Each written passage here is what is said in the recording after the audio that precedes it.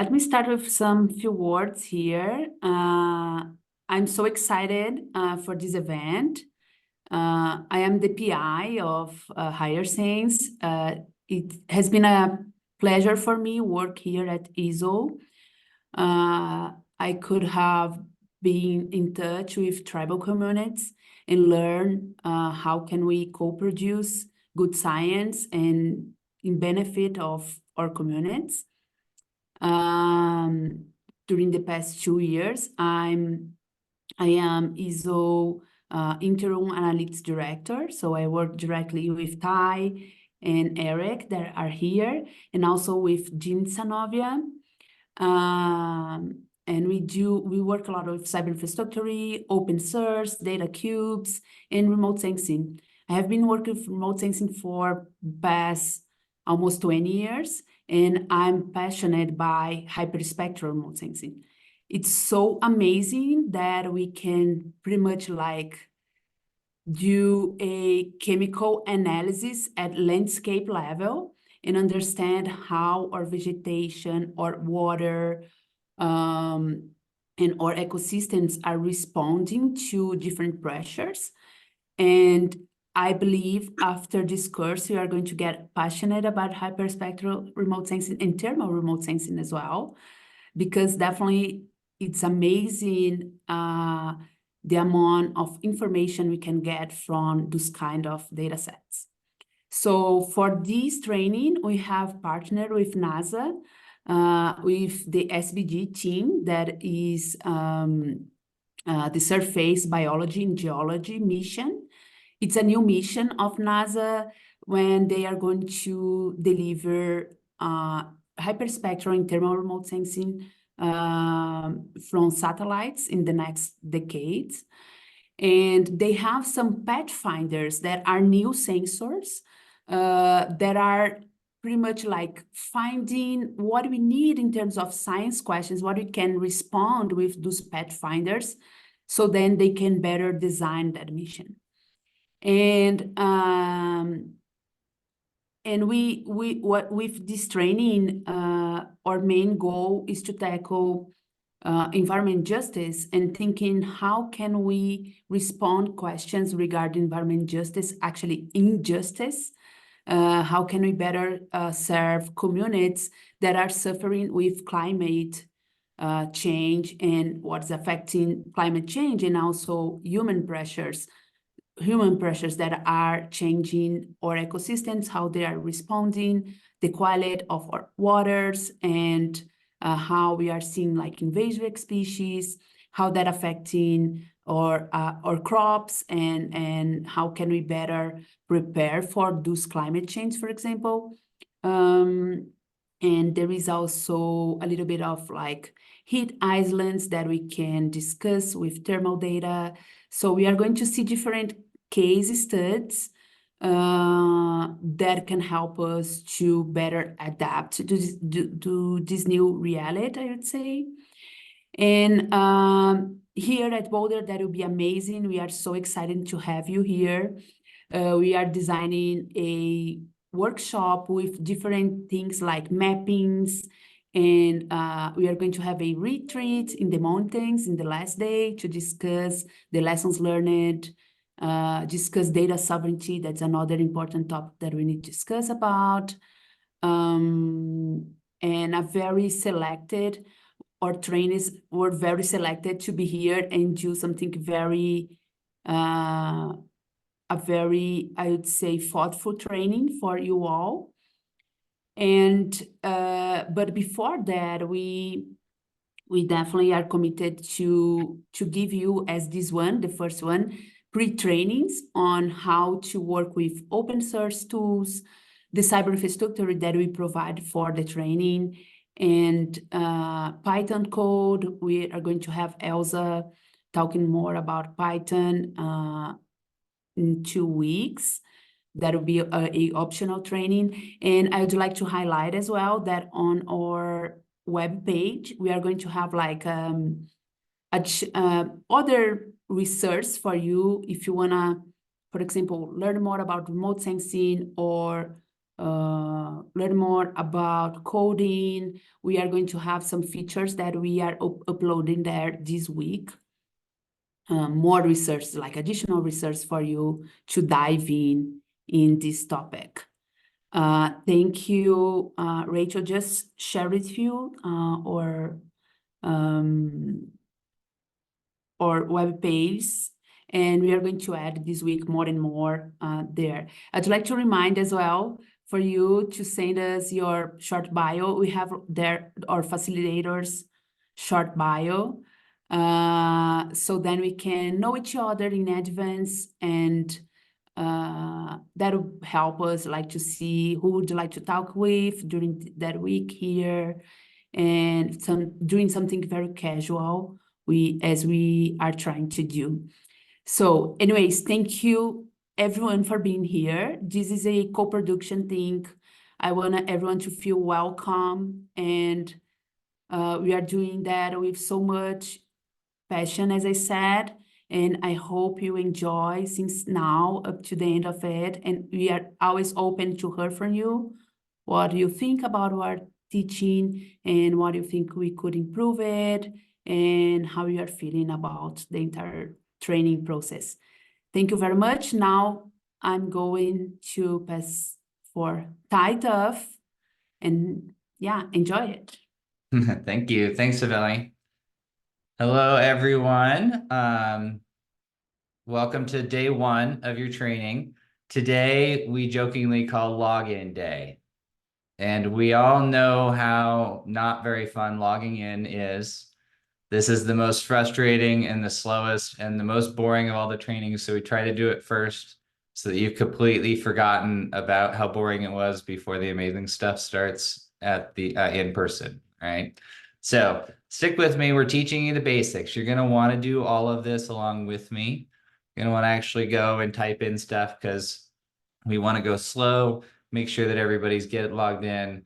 There are places where you'll try to do a step and it'll pop up and say you can't do it if you haven't logged in. And we want to get past all those barriers and just make sure that we have everybody up and running. Okay. So I'm going to share my screen. And again, the intention here is for us to not waste any in-person time. All the stuff that just takes time and clicks on the computer, let's just get those out of the way right off the bat, okay? So the first thing I want you to do is Google or go to a place called HackMD. It looks like this. I'm gonna go sign in.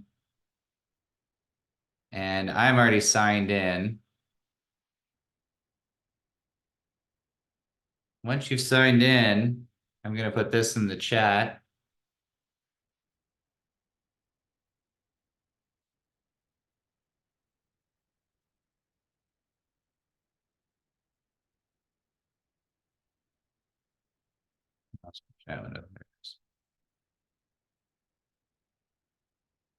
Okay. So try to follow this link. This is the only time we're going to go to this particular type of software, but it's a pretty nice way for us to get used to the first thing that we want to learn how to do, which is called Markdown.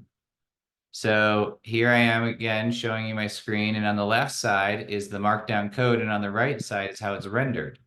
So if I come in here and I type more, great teacher, boom, you saw it pop up live. So I'd like everybody to go here and start just typing in their name and affiliation. And if you scroll down, you're going to notice that the only text on here as you scroll down is all how to write in Markdown. So maybe you come down and you say, oh, how do I do a heading? Oh, well, over here, it's going to show me how to do a heading. If I scroll down and I say, how do I do a table? Or how do I bold something or put something in a box or add crazy stuff? So I want you to just play around for a couple of minutes with Markdown syntax. This is going to be the main way that we take notes, the main way that we communicate with people that aren't right in front of us. This is how we're going to collaborate. We're generally going to start thinking of our Oasis cyber infrastructure, this thing that I'm showing you we're going to think of this as a third space. So it's not home, it's not work, it's just another third space where you can hang out with your group and remember things and do work and get stuff done. I see names popping up. So for those of you that are catching up, we're at a place called HackMD. The link to this exact page is in the chat.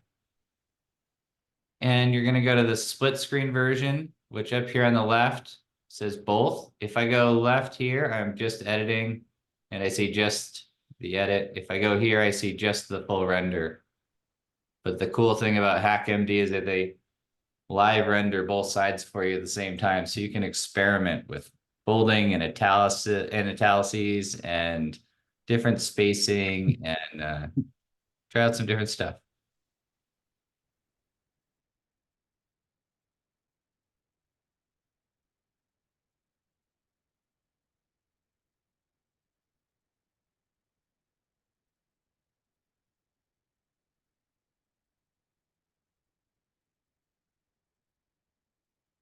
I'll just leave this up so everybody can see.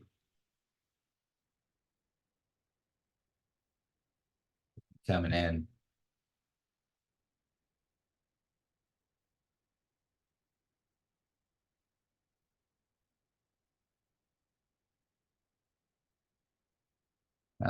Cool thing about this markdown syntax is that later on when we go to GitHub and you start setting up a repository with all of your group and your friends to work on together, you can just copy and paste this over and all the syntax will go along with you.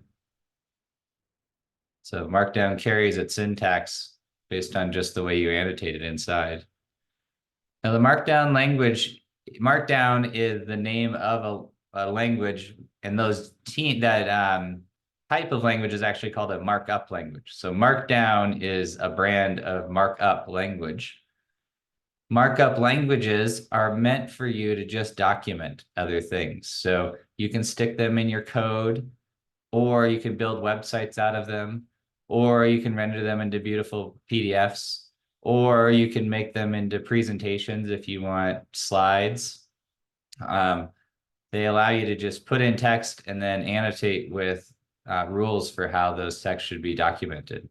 And this is a really cool way for people to work together and a really cool way to just keep notes that do lots of different things where you don't have to go and copy and paste stuff over into a bunch of different files all the time.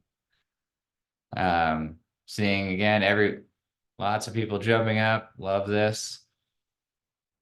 Looks amazing. Okay, so that was our practice. You can leave that open in case you want to copy and paste any of that over as we move on. And like I said, that's the only time we're going to deal with that. All of this other stuff, we're going to bounce to a few things that this is the only time we see them, or we see them rarely, but it's because we need the information. Okay, the next thing is I want you to go and register for an ORCID ID. Now, I want to tell you everything, all the software I'm showing you today is all open source software that was built to maintain community. Now, what is an ORCID ID? An ORCID ID, it allows you to register your name with the organization and put all your information in there, and then they help you track your publications or publications that cite you, or publications where you're cited with other people. So it helps you keep track of when you're being mentioned in the community. We're going to want to add this to your Cyverse profile.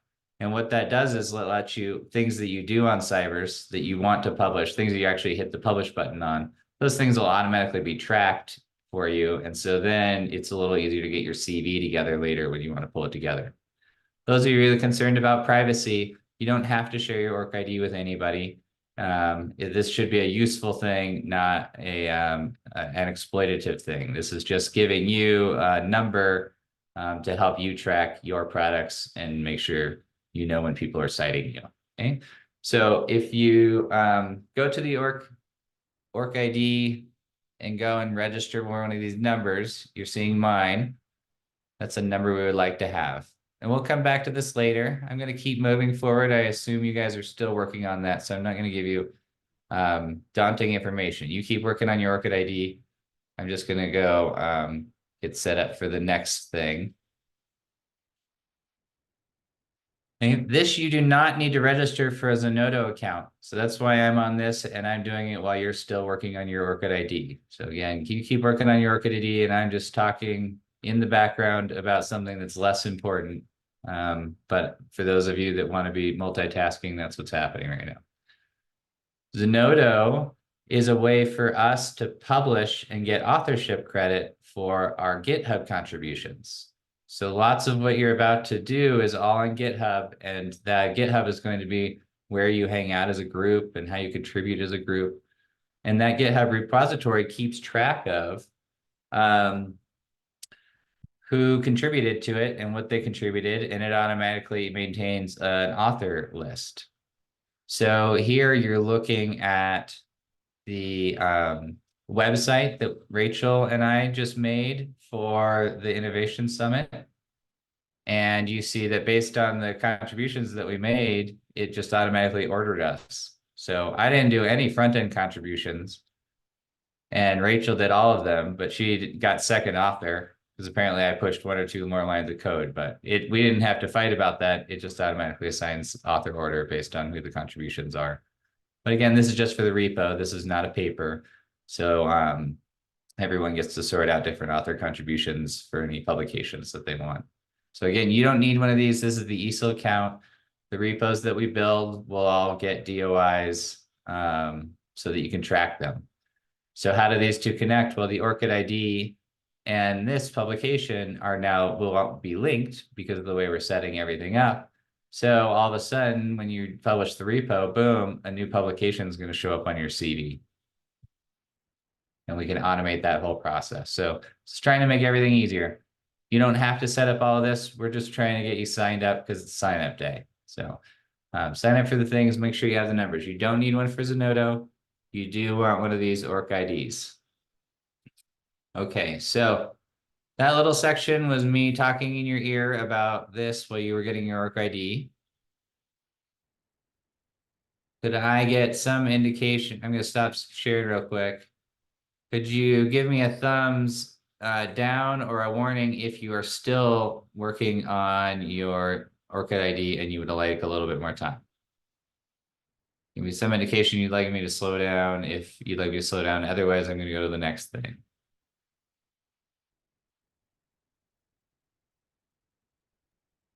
All right. Moving on to the next thing. So we haven't done too much important stuff yet. What have we done so far? We've just practiced a little Markdown so it didn't feel so scary. Talked about what Markdown was and said Markdown's sort of the core of what we want to do. After we did that, you guys all went and made an ORC ID number registration and got yourself an ORC ID number. And while you were doing that, I was talking about the fact that we can get DOI publications on our GitHub repos, and those will automatically show up on your CV once you hook up your ORC ID to them. Cool. The note before I want to leave this, I want to focus everybody's attention to be focused on the author list right here. So my name, and it has an affiliation. Rachel's name does not have an affiliation. And our friend John doesn't even have a real name.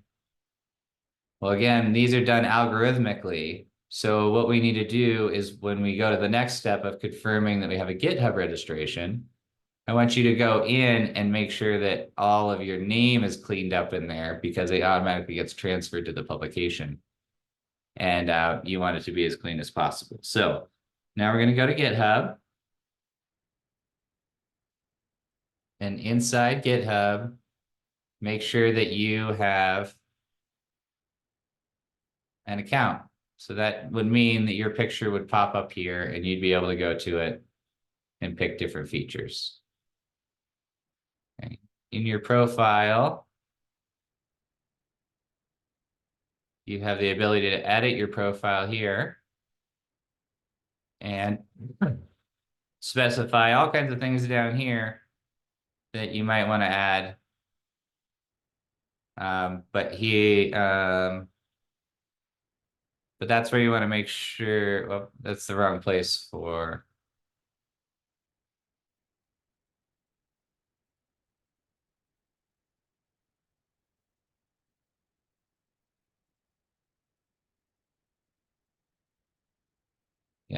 You have to go into your settings and actually change your name in here. But some of you that are setting it up for the first time are just set it when you put in your name, just, oh, sorry, there's one thing I want to see. Here's this. So in the URL, so make sure your name is the way you want it to be and your affiliation is set up the way you want it to be when you sign up. Then in here, you can connect your ORCID ID. It's going to use already GitHub authentication. I can authorize that access. And I can choose to display it or not display it. I'm going to display mine. And then update. And it was added. So now I view my profile. And my ORC ID is now on there. And you have total control over this ORC ID. If you feel like it's being misused or misshared or anything, you can disconnect it, you can delete it. This is supposed to be a beneficial thing and it's supposed to help you just find contributions that you're a part of. Okay. And pause for a second. Zenodo is really cool. Zenodo is an open source publication platform. So it's a good way to get around the standard publication model. And it's community supported, community developed. It's a really cool thing. And especially for those of us that a lot of our deliverables are making GitHub repositories instead of peer-reviewed publications. Zenodo helps us keep up with some of those publication counts that other people get. It sort of properly reflects the work that we do. So I think it's really cool in lots and lots of ways. I want to pause and just give people any other chance to comment. How are we feeling so far? How you feel about these tools? Are we feeling like we're going too fast, too slow, or just right?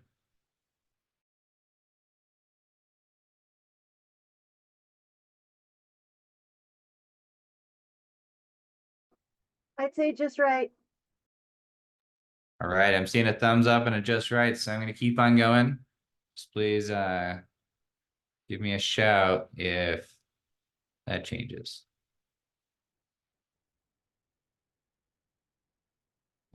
Where did my... All right. So let me close those, and it is time for us to go to the HYR-SENSE website.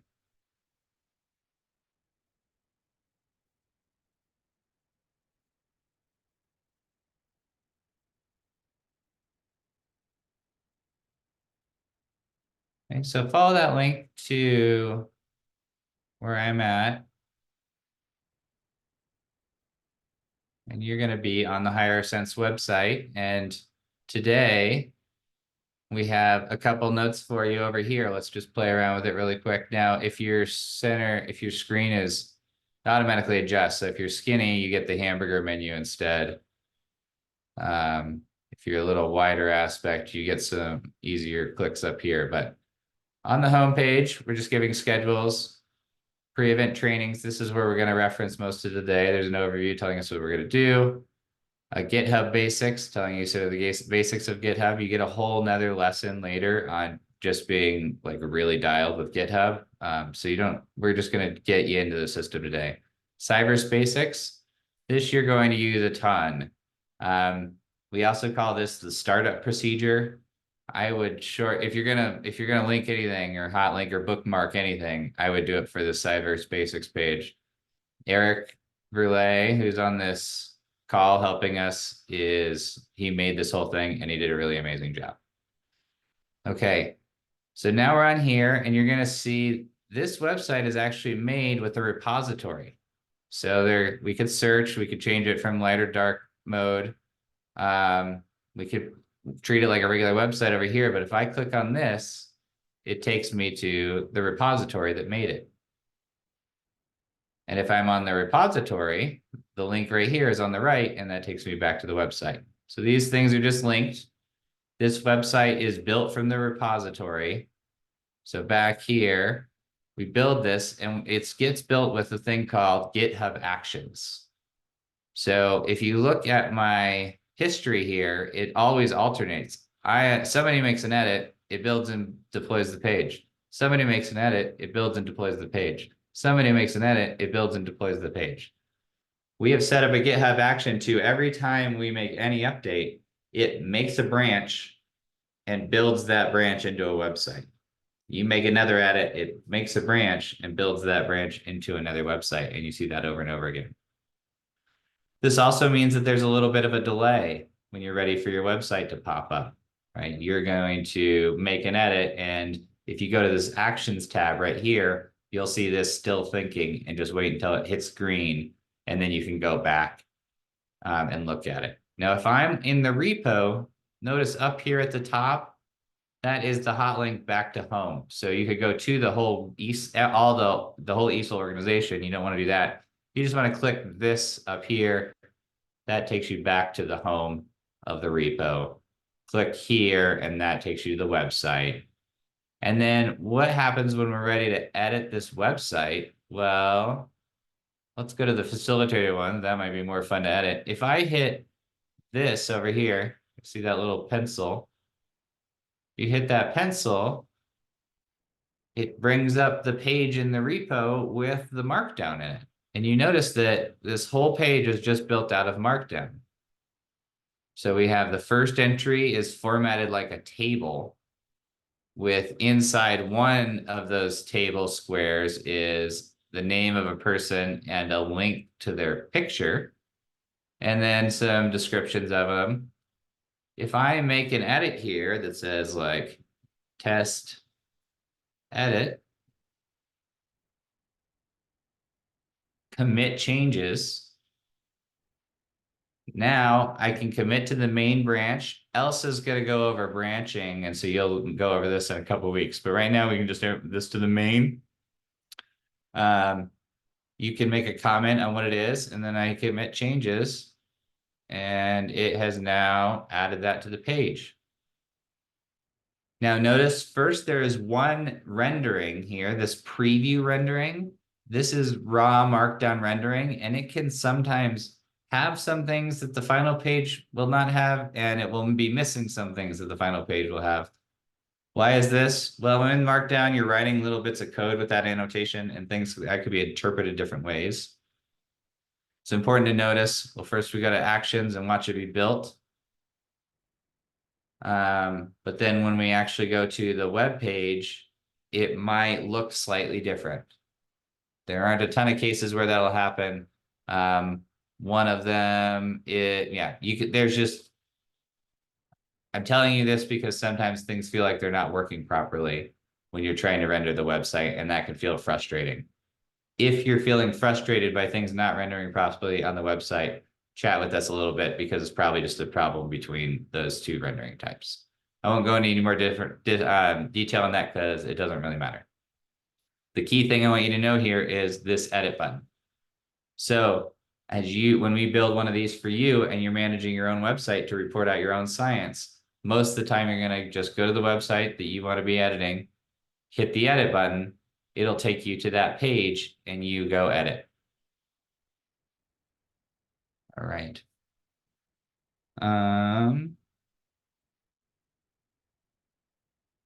If you could please now put your GitHub username in the chat for Eric.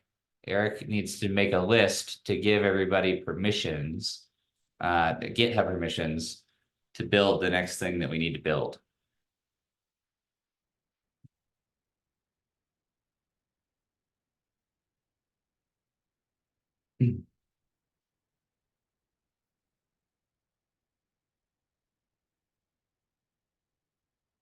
All right, there was a question about various versions of the same website. I'll share a screen. Thanks, everybody, are adding your names. Keep going that, and I'll describe this. So we don't have these yet because we haven't made them yet. That's part of our activity. But let's go to the ESIL one. And if you look down here, there's Innovation Summit 2024, number 3, number 13, number 4, number 2, number 9. All of those came from the same template called Innovation Summit 2024. which was the sort of main templated website. So we were right at the beginning of that. So here's your HYR-SENSE one. Well, we're about to go through an activity where everyone will template that out into their own one, and they'll use that as their place to do work with their team. And so it does look the same because it came from the same template, but then the groups modify it differently. So if we looked at group 13,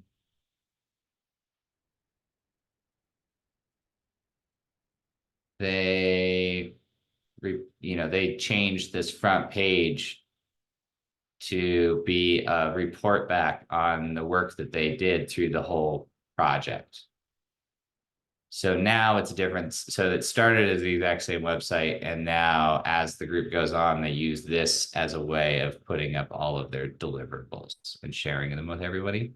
So then it gets changed to a new thing. The nice thing about this format is you can change it all, but notice even though I'm in the group 13 webpage, I still have all of the training material that was provided. I still have all the additional resources that were provided. That was all copied all over. It's redundant from the main page, but I now have it for myself and can use that. I just have it at quick draw relative to the space that I'm already modifying. How are people feeling about that?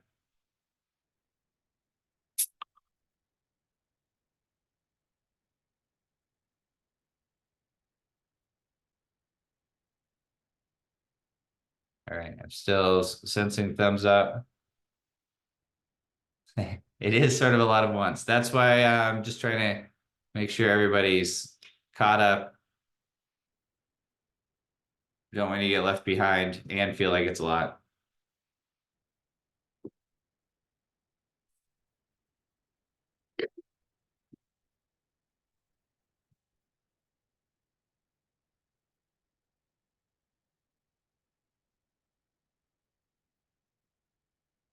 I'm just giving Eric a moment to make a little invite list.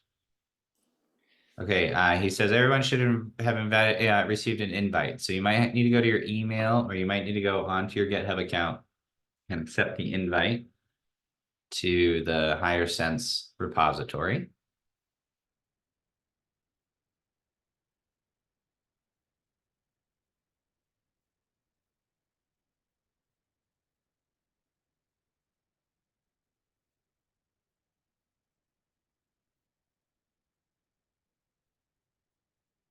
Okay, so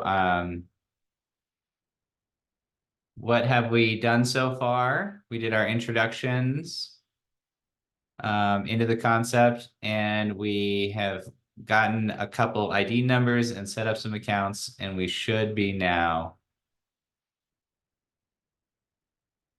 in the HYR-SENSE repository. Oh, I see a hand up. Go ahead.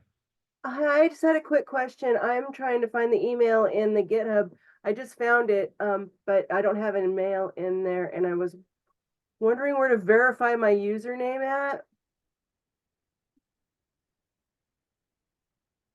Yeah, great question. Okay. Let me see here. Okay, so if you are in GitHub, up here in the right-hand side is your little login button. And if you click on that, I thought blowing it up would help. See, it tells me my username right above my real name. Okay, perfect. I sent the right thing. Thank you, sir. You got it. And you should be able to do it straight through GitHub on the little mail thing here. I haven't received an invite myself, but it should pop up and say you got an invite in that inbox also.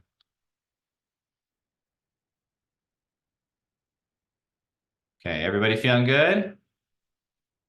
We having fun? Is this the most entertaining login day you've ever had?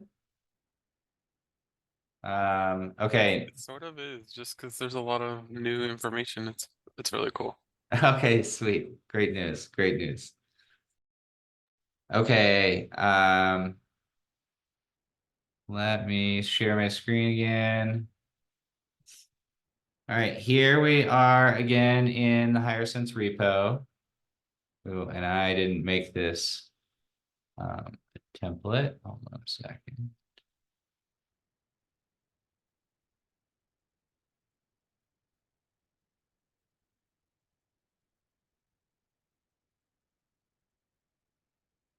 Okay. You guys probably need to refresh, and this should turn green instead of not existing. And so up here, we're gonna say, use this template, create a new repository. And then here's the important thing, okay? Down here where it says owner, I want you to come in and say CU ESIL. And then in the repository name, I want you to say HYR-SENSE. You can like we should do it like the repo name. Sense hyphen your name. Is there a way to check if we didn't get the invite, is there a way to find this and see if we have it without an invitation? For those who haven't received one? Eric, you want to chime in? Yeah, well, everyone should have gotten an invite. See, it looks like Bob may have given you a different name and needed to change. Yeah, Bob, it looks like you're already a member of the team. When I try to invite you, it says you're already in. So maybe you're just automatically. Try refreshing then. Yeah, so you didn't get an invite, Bob, because you're already in there. So where do we go then if we're already in? Sorry if this is a stupid question, but like, Yeah. where do I go then if I'm already in? Okay, let me show you where you're going to find out is if you are not in, you will not see CU ESIL as a possible owner at this step right here. So where is this step? Let me go back. Okay, so we are just, let's start again at the HYR-SENSE website. So I'll give everybody a second to get there and I'll put the link in the chat again.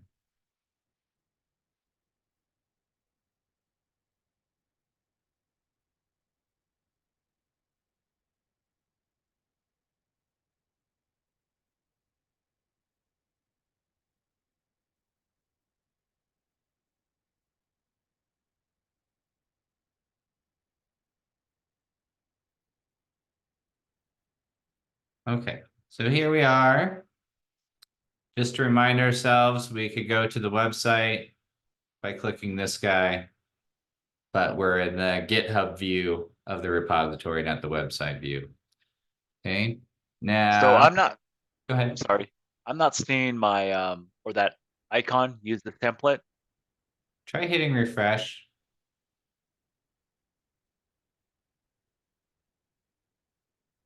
How about anybody else? Is anybody seeing that? Yeah, I see some people. I think we maybe just need to refresh a couple times. And let me know if it persists. Okay, from there. Alternatively, if you're not seeing that green, you could try hitting this plus at the top instead. And under there, you could say a new repository. And that takes you to the same thing. Yeah, I just gave the team write permissions to that repo.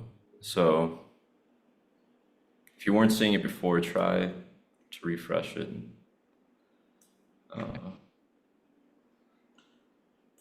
Yeah, again, we want to get past these hurdles today. So try it for us and let us fix it today.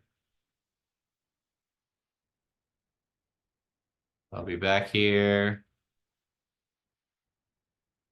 All right, going through the steps. Here's the use this template, create a new repository. That's going to pop up. We want the template to be HYR-SENSE. You do not need to include all branches. Down here in repository owner, I want you to change to CU ESIL. And this is where you can test on whether you're in or not. But should be able to put CU ESIL in there, make it public. So start telling us in the chat if that's not working for you. If you're not seeing CU ESIL as a possible owner. Okay, repository name. What are we gonna say is our name? You're gonna make it HYR-SENSE first. HYR-SENSE. And then your name.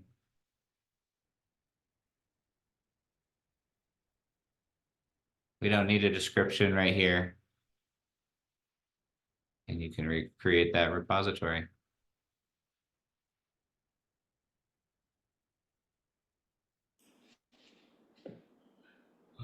Cody, so your invite is still pending to the team, so look in your email that's associated with your GitHub, and then once you accept that invite, you should be able to see an option, or see what Ty's showing now. Mary, let me see. Eric, will they be able to add the team to their own repo, or do you have to do that? Should I do that as an exercise right now that they could go and just add it? Or we could try? Add the team to the HYR-SENSE. To the one they just made.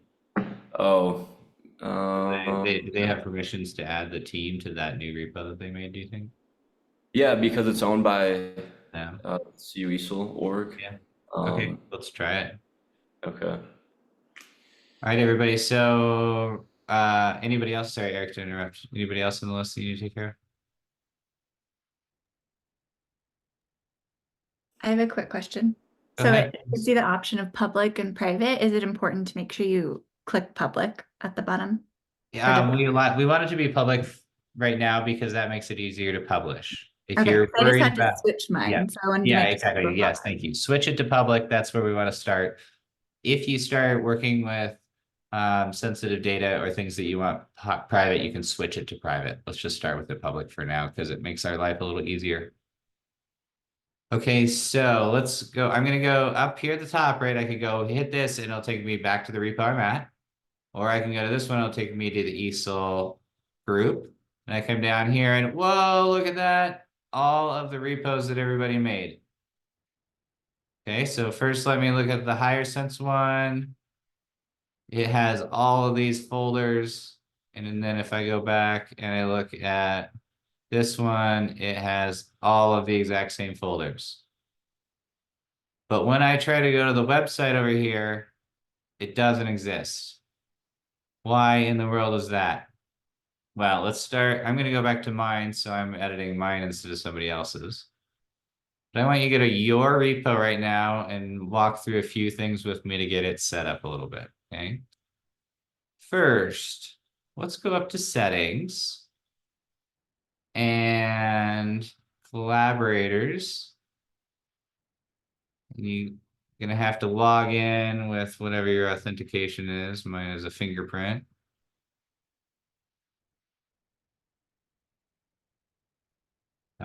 I'll let everybody take a second to do that because it might be panicking you. You might be sending things to your phone. Who knows? Okay. Once you get logged in, you can come down here and we're going to say add a team. What's the difference between adding people and adding teams? A team is just a list of people. And so when you came this morning and you gave Eric all of your names, he made you guys into a team.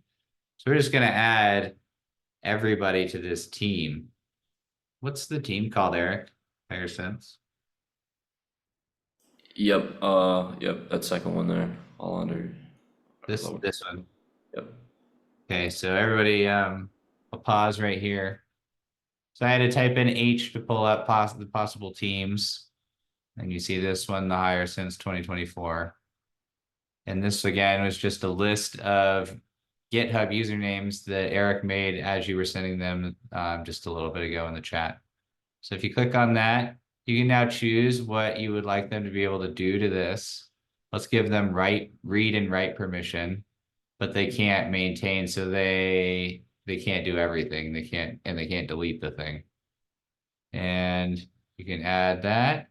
And now everybody here has permission to go and change your repository. Again, you can go change this, you can go throw that away. If you're making a group at the HYR-SENSE summit and you want to just consolidate down to one group and have like 6 or 7 people have permission to it, that's where you would do this right now. But right now, all 13 members of today's training can now edit your thing, edit mine if they want. I didn't do this to everybody. So everybody go do this right now and give permissions so you can see what's going on. So Bob says he can't add a team. Why would that happen if there's just an add a person, not a team? Eric, do you have any thoughts? Bob, are you looking at your forked repo, or maybe you're looking at the actual HYR-SENSE repo? Well, I created mine, so it says HYR-SENSE dash in my username. Okay, and the owner of that is CU ESIIL? Where would I see that? I guess we could check and see if that's in our list of repositories. Oh, I mean, I created.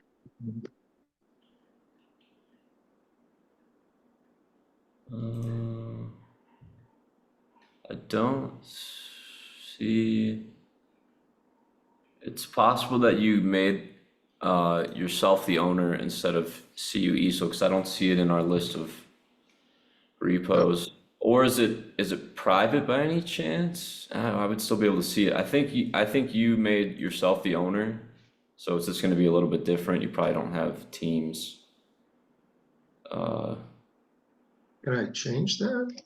Yeah, Easily? you can transfer the ownership of the organization. 1 second. You could also just go do it again because you forked one onto your personal one. Go just try the template again. Probably easier than sharing it. Let me okay. Yeah, so go back to the HYR-SENSE one. This is the one that was in the chat just a minute ago. And over here is the use this template, create a new repository. And then here where it says owner, make sure that is CU ESIIL and that it's public. And the repository name should be HYR-SENSE and then your name.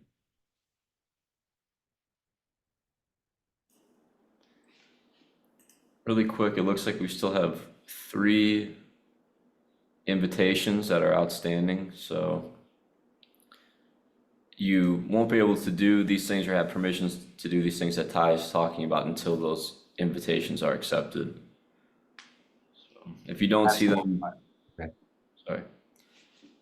Just check your email, the email that's associated with your GitHub. And if you do not see the invitation, just let me know. I'll try to find another way to send it. All right. Betty, were you able to find the green button? Did that show up? It looks like Cody has the same.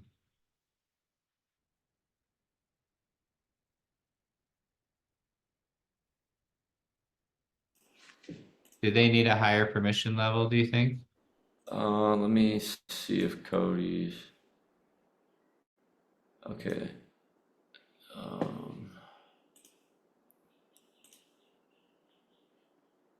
If you're all caught up, just drink some water and sit back, look at the spring weather out the window for a second. Let us just make sure everybody's with us and we're not leaving anybody behind. So Cody, when you go to your repository settings and under the access part of the menu on the left, it says collaborators and teams. And it only says add people. You don't have the add teams button. Oh, yeah. It just says add people. Okay, tell you what, I might have to up, permissions. Um,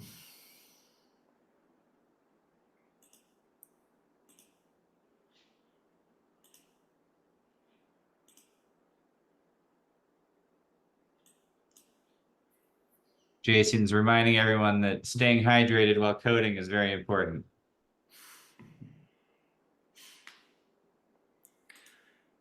So Cody, you're an admin of that repo.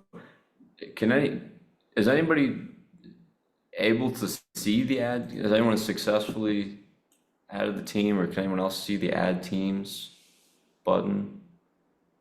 Yeah, I was and- able to. I was able to as well. Huh, I haven't found it yet. okay.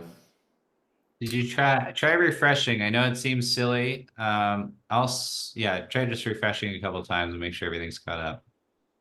Right. And I'm still not seeing the template. Okay. Weird. And I'm sorry, who Cody. was that right now? All right. For those of you working on that, I want you to keep working on that. For those of you who are done, I'm going to start giving you another little task to do, but we're going to catch everybody up. This is just, let's make sure you have your Cyverse IDs. Okay, so if you already have a Cyverse username, please send that to Eric now in the chat.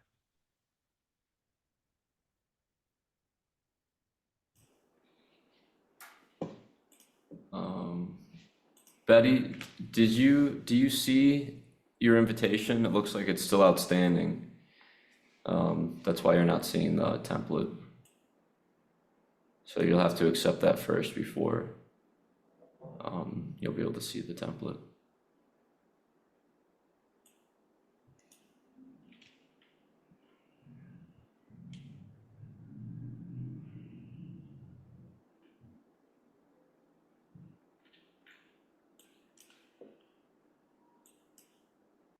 Okay, Eric, you have some Cyverse names incoming.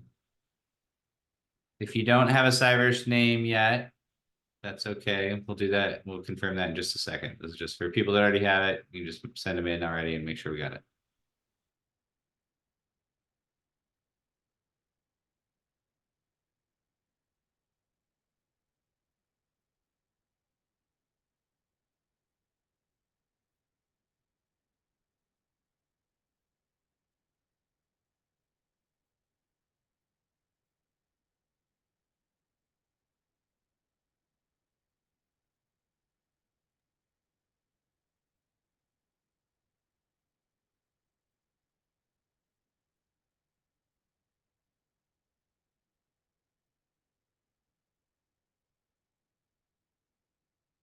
Ooh, that was yours, Bob. I'm right. This is you now and Cody. Looks like we have almost everyone. Betty, was that the right? Who do we have still?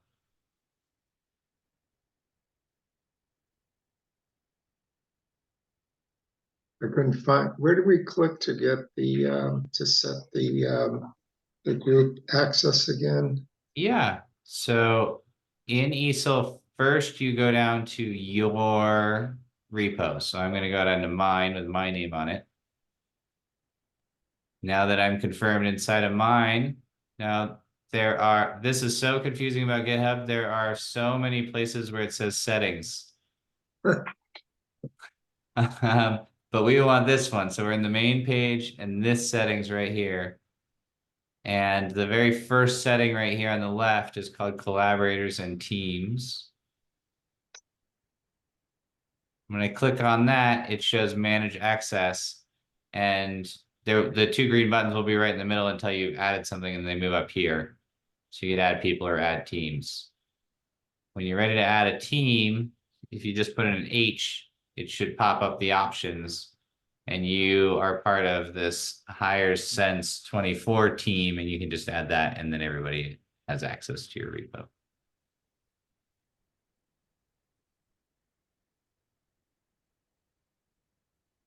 Okay, I got it. Thank you.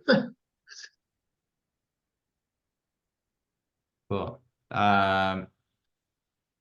Eric, it looks like Eva just hopped up, having the same problem. Okay, yeah, that's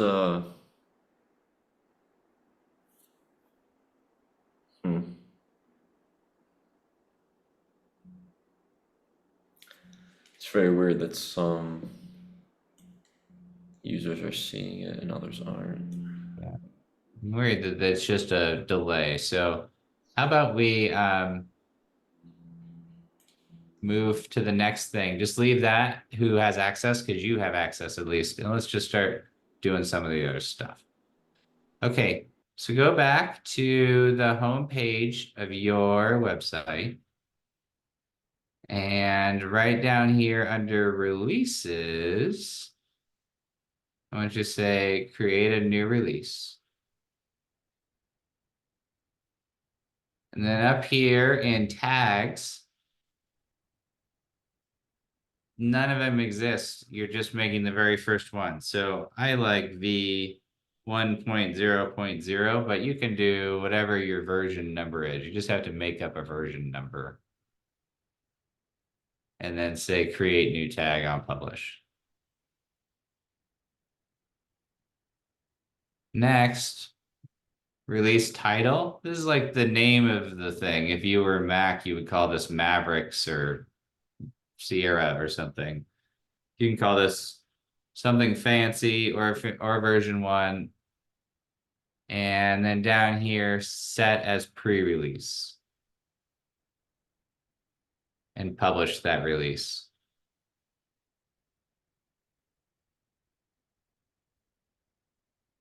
Now, if I go back to releases, it's just going to say, hey, I have this version 1. It's my initial commit of that.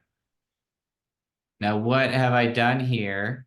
All I've done is, let's go, I clicked up here at the top again, it says releases, I have one tagged release.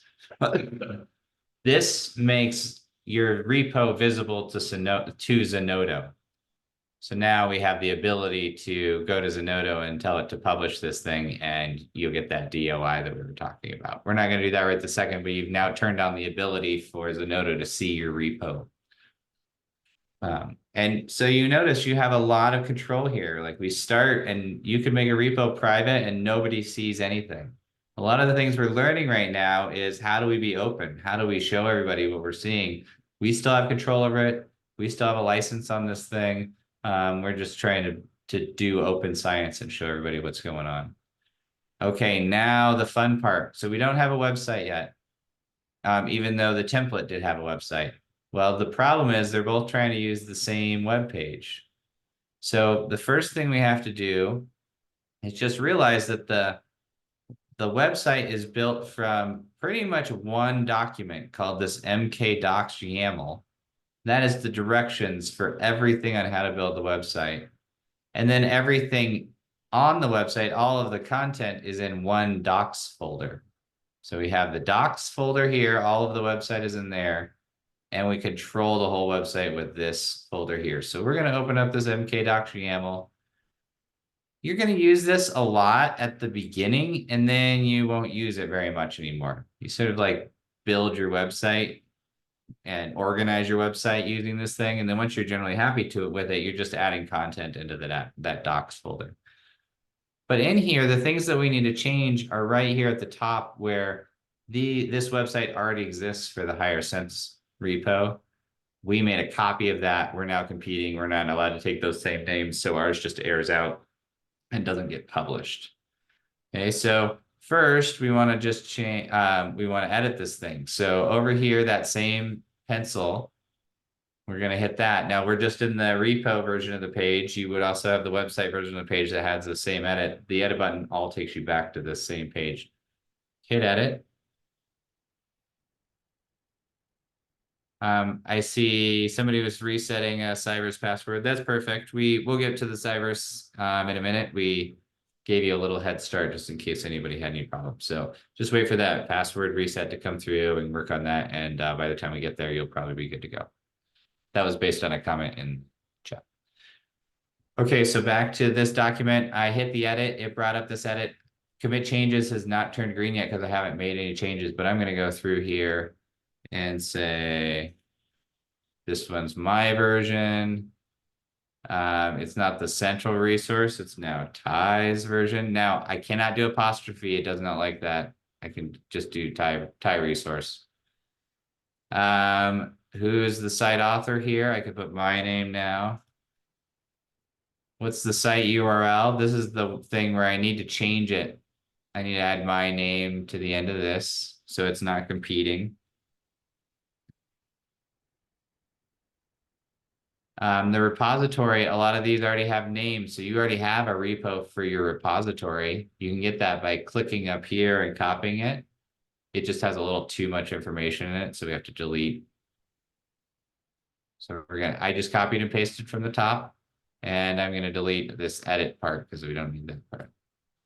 So it's pretty much the same as up here. Just make sure it's the same as the repo, whatever that name is. And that's all you have to edit. So that was the two things you have to edit are this site URL and the repo URL. Oh, and we need to change the repo name also.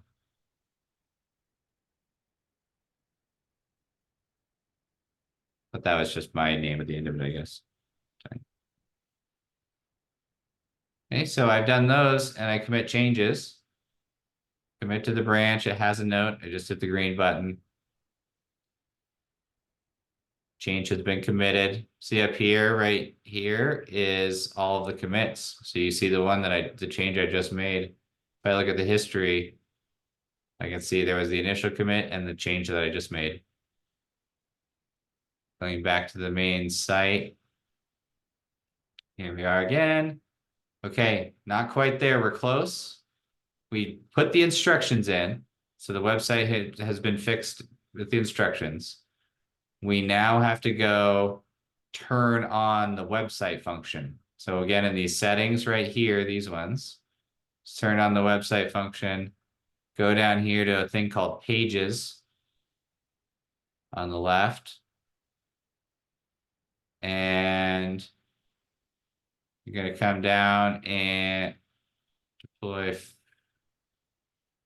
Well, you want this right here to be GitHub pages. So where it says branch, GitHub pages, and save that.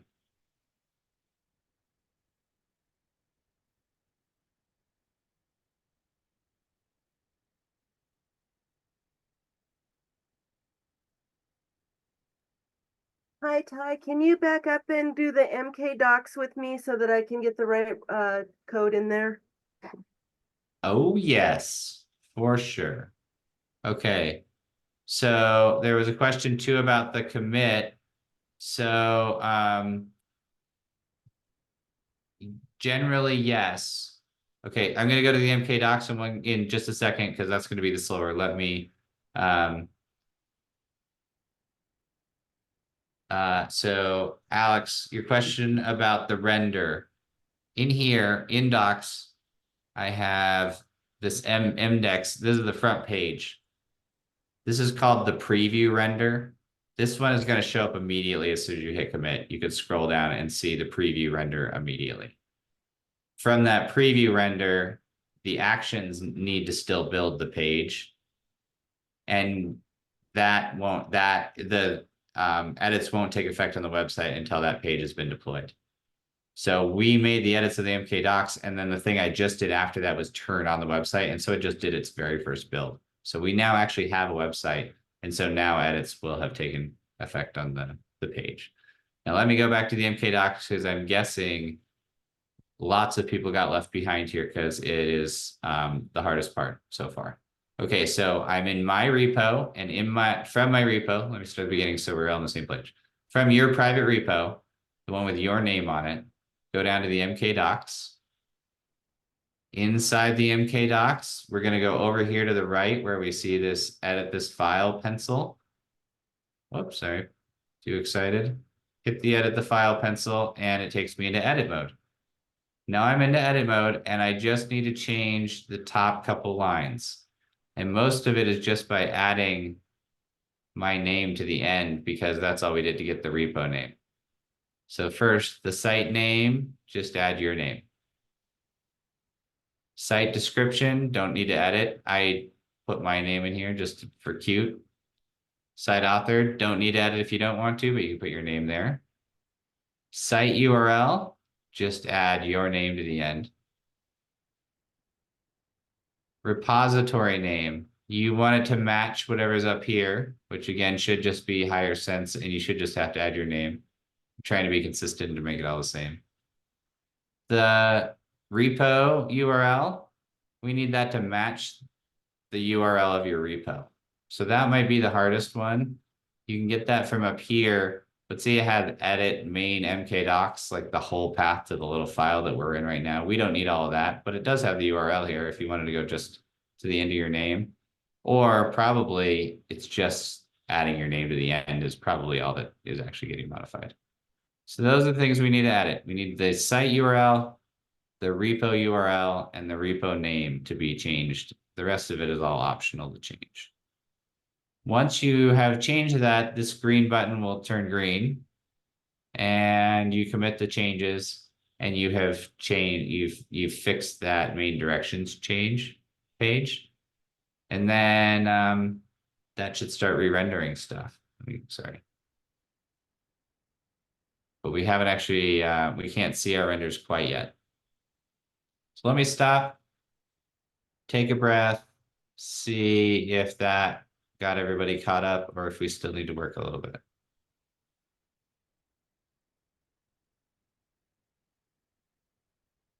We feeling caught up, we think? All right, feeling good. Yeah, I'm gonna go for about 15 more minutes and then give everybody a little bio break and then we'll come back. So if your brain's starting to feel really tired and your mouse clicking hand is feeling tired, let's just take a last little sprint and then we'll go take a break, okay? Okay, I edited my MK docs and now I need to turn on the website.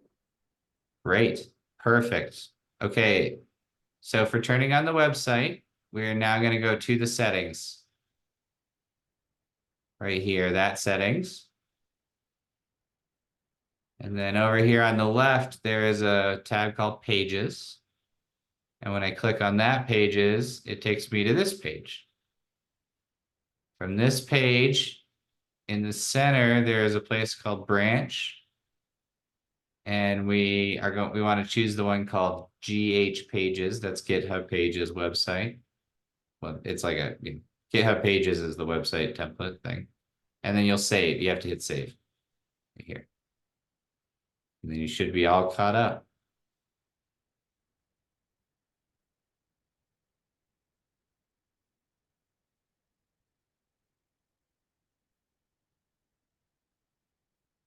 All right.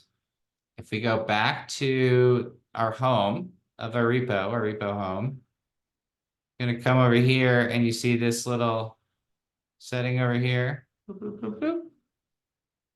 That's another settings. I told you there's so many, right? So there's this one. We don't want that one.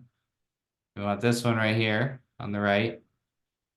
And if you've done everything right so far, there should be a little radio button right here that you can click. This won't show up if you haven't turned on your website properly. And you save changes.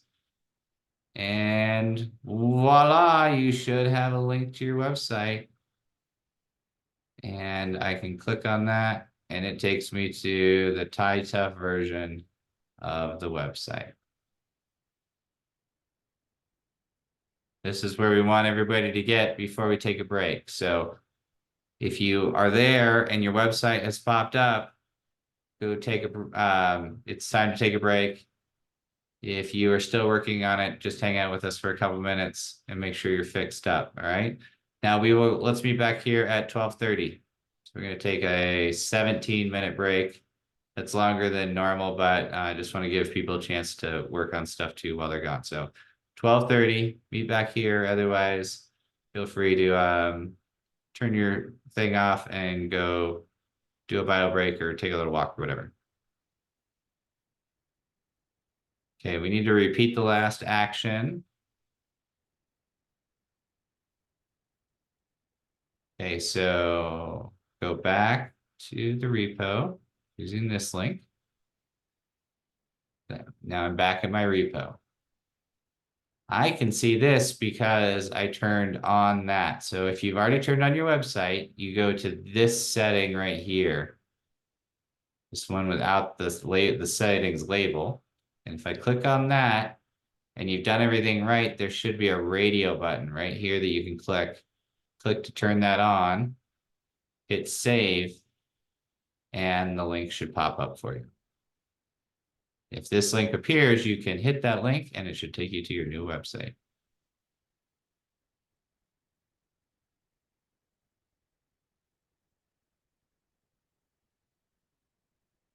Okay, so I'm just going to sit here quietly, assuming that people are either on break or they're ready to ask me some questions because they need some help. So if you're needing help, just hang out, start asking questions. Otherwise, we'll see you at 12:30. Thanks, Alex.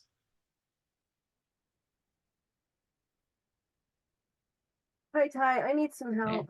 Yeah. I got to where I'm ready to do the website. So I went to the settings and I went to pages and I took a screenshot of what you were doing, but my page doesn't look like that. Oh, So yeah. I'm wondering if I missed a step somewhere. Can I Maybe show you can share your screen and we can see where you're at. I think this one's right.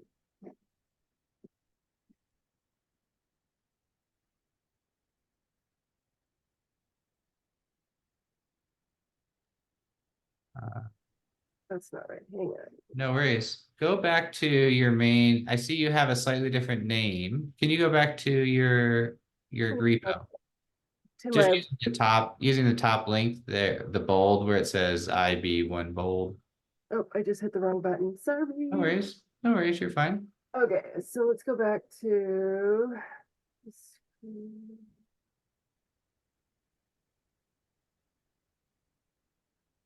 all right, that should be it. So now So where up at the top where it says ESIL, up at the top left where it says ESIL. Yeah, go to the right of that. No, okay. Yeah. Scroll down to the, I'm trying to go to your repo. Yeah, there I am. yeah, okay. Let's go to that.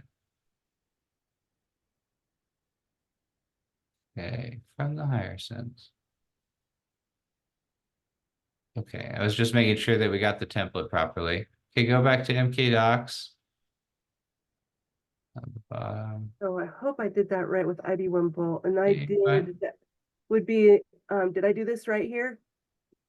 No, it should That's just what I be did wrong. Okay. yeah, just your name at the end. So You'll have to add it, instead of IB1 bolt, it should be Shannon bolt. no, scroll up just a tiny bit so we can see the top of, yes, see the name at the, yeah, IB1 bolt. Okay. So just hit the edit real quick on the right. Yeah. Change that. And this should just be Shannon bolt. Delete all the way. Yeah, there you go. And now that IB1 BLDT. Okay. Yeah, and then over there, delete the HYR-SENSE. Yeah. All right. And at the site URL above that, go up a little bit. URL. Yep, right there. Go hyphen your name.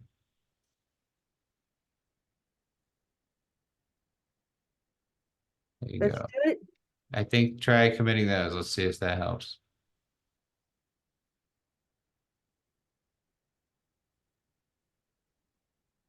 Okay, now go to actions at the top. Yep, you just scrolled over it. Up, left. Yep. Okay, it's making those edits first. Let's watch this for a second. This should do this and Okay, so it took it. Oh, it's still doing it. Sorry. it's still working on it. And then we can go try turning on websites again. So basically, I didn't have it right in there, and then it couldn't find it to show me the website, I'm guessing. Maybe this didn't fail, and I thought that was weird, but yeah, let's okay, refresh real quick. It's still twirling. I know it sometimes is behind when it says, yeah, it's still twirling.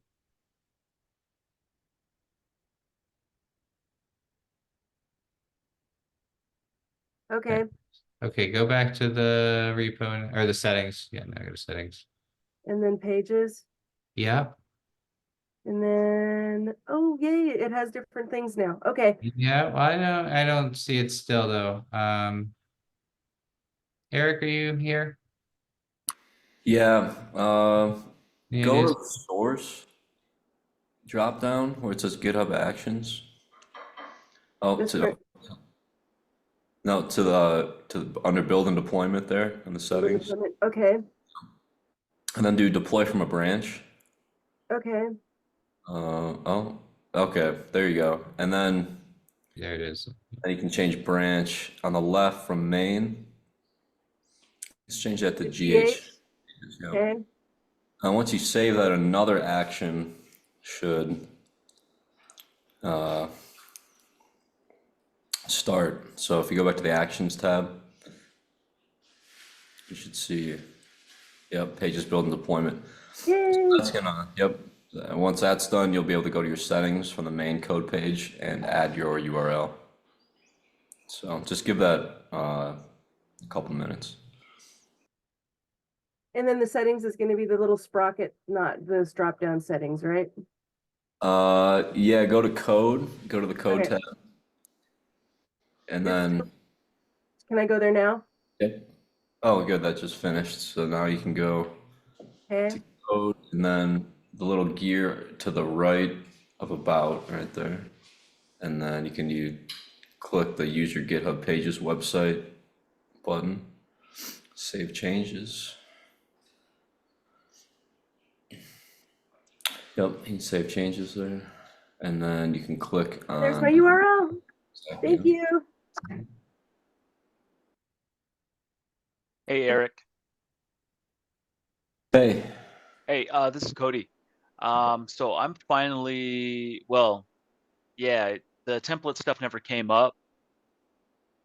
okay. Let me look. So the workaround was new repository, or is it import repository? Well, you're part. So when you can you share your screen? Do you mind doing that, or it's because you're part of the team, so you definitely should be able to create a repository from that template.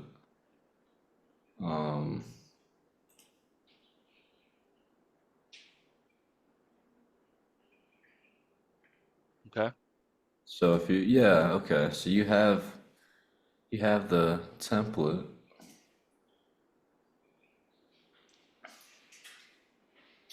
Guess I just don't. And I've been refreshing. Okay. Yeah, it does look a little different then. Okay, so you just made a new repo, but you didn't create it from the template. So, let's actually delete that repository. All right, you can keep that one. But let's go to the HYR-SENSE repo. So if you search for that. Okay. Okay, so you forked this from. Okay, so that did work.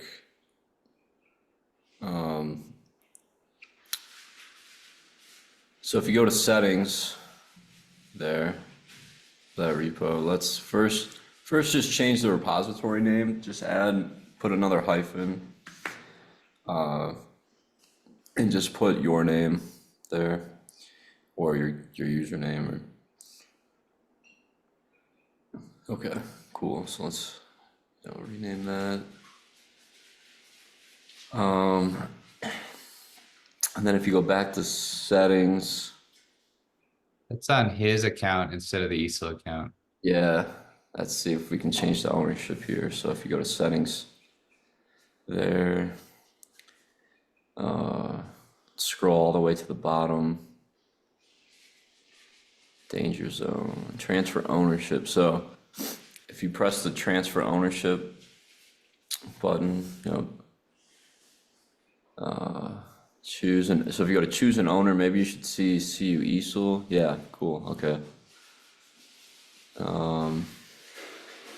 It already exists on this account, so you'll have to Change it up a bit. yeah, just like put capital letters there. Yeah, maybe just your last name. Maybe it's case insensitive.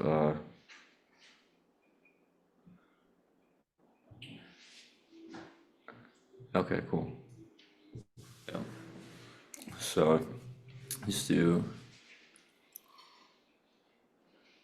Oh, I guess you have to type. You have to type the name of the repo.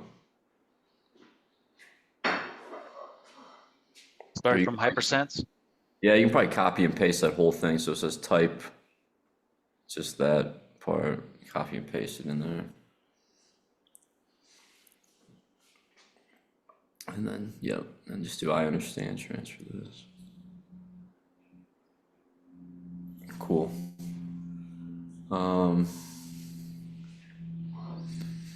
All right, so now if you go back to that, oh, I got a,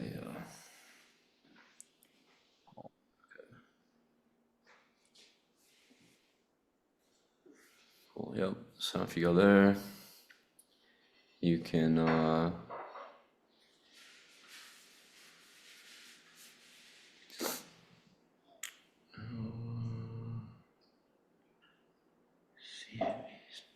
okay, so now you can go back, you can go through the steps that Ty was going through for the website. Now you can go to mkdocs.yaml that file and change around some of the stuff.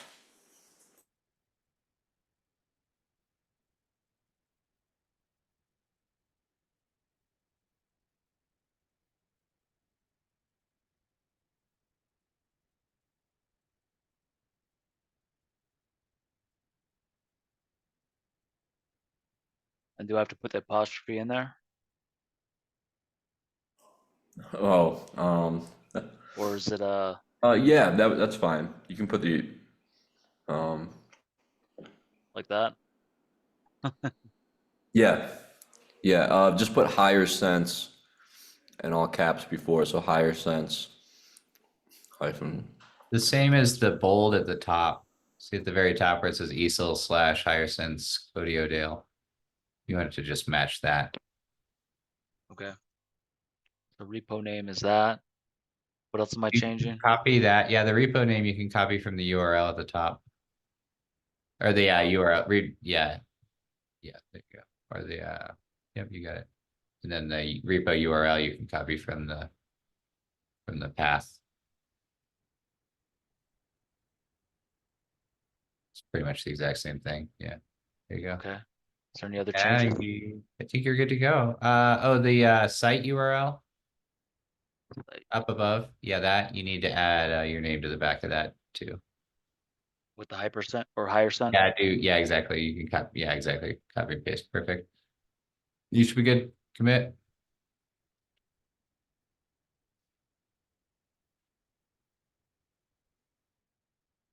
Okay. And then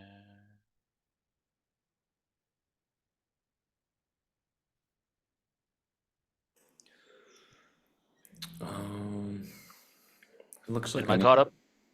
Yeah, let me just change your permissions really quick because it doesn't sound letting you, it's not letting you access the settings for the repo, so let me do that. Codiodale, you will be, okay, you're now an admin, so if you refresh that page, You should see the settings tab. Yep. Okay. All right. Now, if you go to settings, you just have to change one more thing to get the website going. So, yeah, that pages, like pages button on the menu there. Oh, get up pages. All right, yeah, you should be good to go. You might just have to wait for it to build, or it says your site is live. Try that visit site button right there.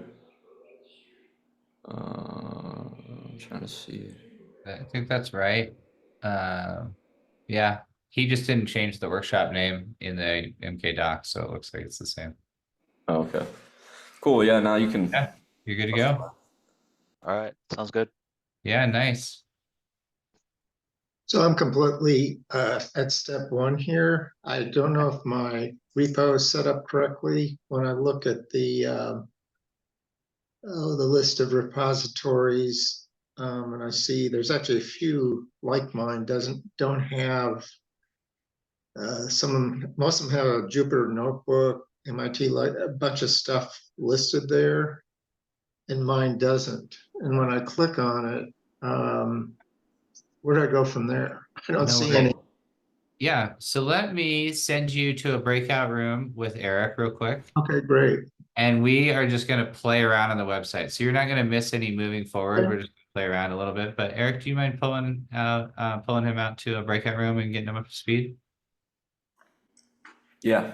Yep. Anybody else that wants to go to that breakout room and get up to just where your website works and looks like ours. So if you're feeling like you're not, if you're behind just having your website up and working, go ahead and go to the breakout room.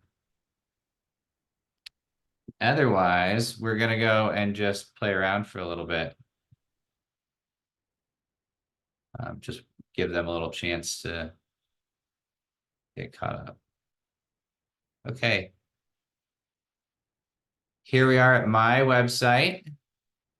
If I over here is back to my repo. So that's sort of our easy bouncing back and forth between those things. You go repo, website, back and forth all day, which I had done, so I had so many of them open. Okay, and then in my repo, I'm in here, and I want you to add, you now own this site. This is your site. You are in total control of it. This is the front page. I want you to hit this button, and I want you to go through and delete, other than the header, other than this first little part, you go through and just delete everything. And then go and write something about you. Who you are, what you want to do. Here is the syntax for adding pictures. This one isn't a JPEG, but we want to try to generally have them PNGs. But if you want to add a picture, we could do that. Otherwise, I just want you to write some text and then commit some changes. Just go change your front page somehow. So Eric, we're just editing our index page. Okay. Yeah. I don't think I'm able to create a breakout room. Maybe Rachel will have. Yeah, Oh. sorry, I just saw you in the chat. I will do that. Thank you.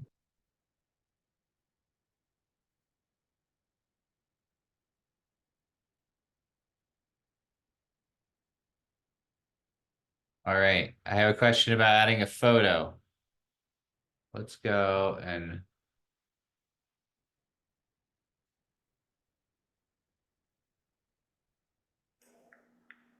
So, Bob, you should see an option. Oh, he's already in. Okay. All right. I'm going to the breakout room. Did anyone get an error when clicking on their website? We don't have to get sidetracked with my question. I was just curious if that happened to anybody else. No, just me. Okay. No worries.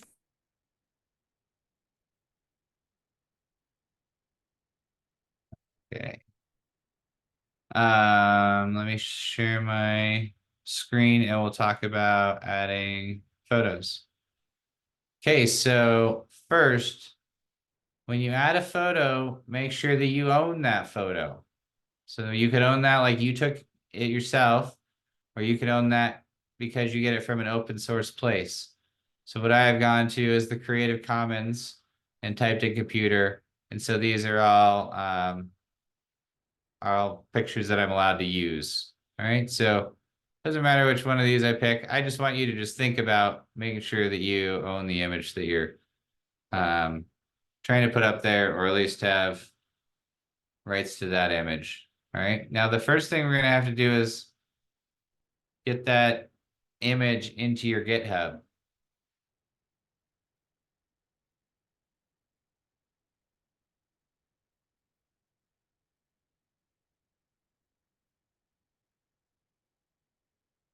Okay, I am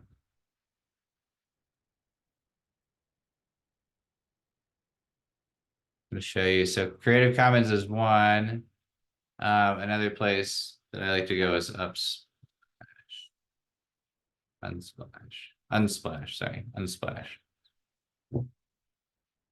So here I am. These are free downloads of things that you want, and they're usually pretty nice pictures. So Unsplash yourself an image that you're allowed to use. Okay, then I need to go back to my repo. Okay, so here's my repo, and I told you everything for the website is inside of Docs. So as long as the picture is somewhere inside of Docs, you're able to route it to the website. In here, we have generally a categorization of assets and resources, assets being things that the website wants. And then they're further organized. You can put them in one of these if you wanted to. But we're going to put it in this folder here just for ease. Okay, so I'm going to say upload files. And I'm going to take that picture that I just grabbed, drop it in there, commit that change. Well, that's a JPEG. Let me open this, convert it to PNG first.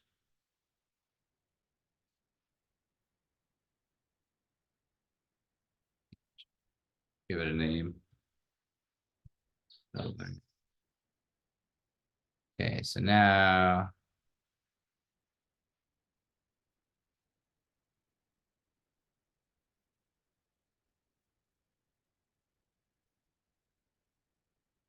here's all I did was make it a PNG. So I was moving fast, but all that happened is I made a PNG of my picture. So whatever picture you would want had to be a PNG. I'm going to delete that JPEG one. Okay, so I have one PNG called building that I'm trying to upload. I'm going to hit commit changes.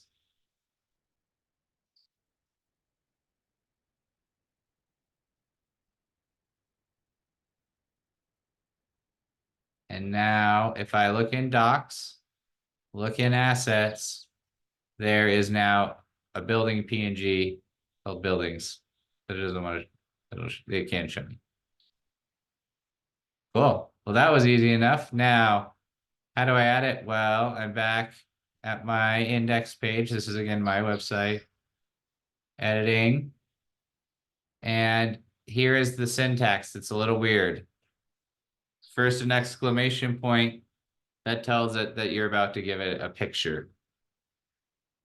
Then square brackets. This is the caption for that picture. So this is a building. And then in parentheses, you do the path to the picture. But here's the important part is these dots. So on the website, everything needs to reference the home to that website, which is the docs folder. So that docs folder, I said everything's in that folder. So docs, and then the dot is how many folders deep is assets. So assets is one folder deep, and then here is a second folder. But I'm gonna steal this dot assets part. But then it's just in the assets folder and it's called building .png. So I can check that. Yeah, building.png. So that should be it. Let's try it. Commit changes. Commit changes. This should show up on your preview. Boom, there's my building. What? Magic. So that's how we add a picture. So right now, everybody's just modifying their index page. You're gonna get a chance to do this more with Elsa, so don't feel like it has to be perfect. We're just giving you the basics and just practicing these. Now, if I look at my actions, you're gonna see it has not built and deployed my new website yet. So if I go to my website, I expect it to be the old version and not have the new building picture and not have the deletes, which is the case because it's still rendering the new one. But in the preview, that's the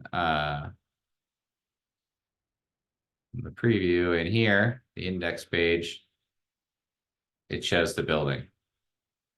Okay, so it's taking this, it's currently trying to turn it into a website.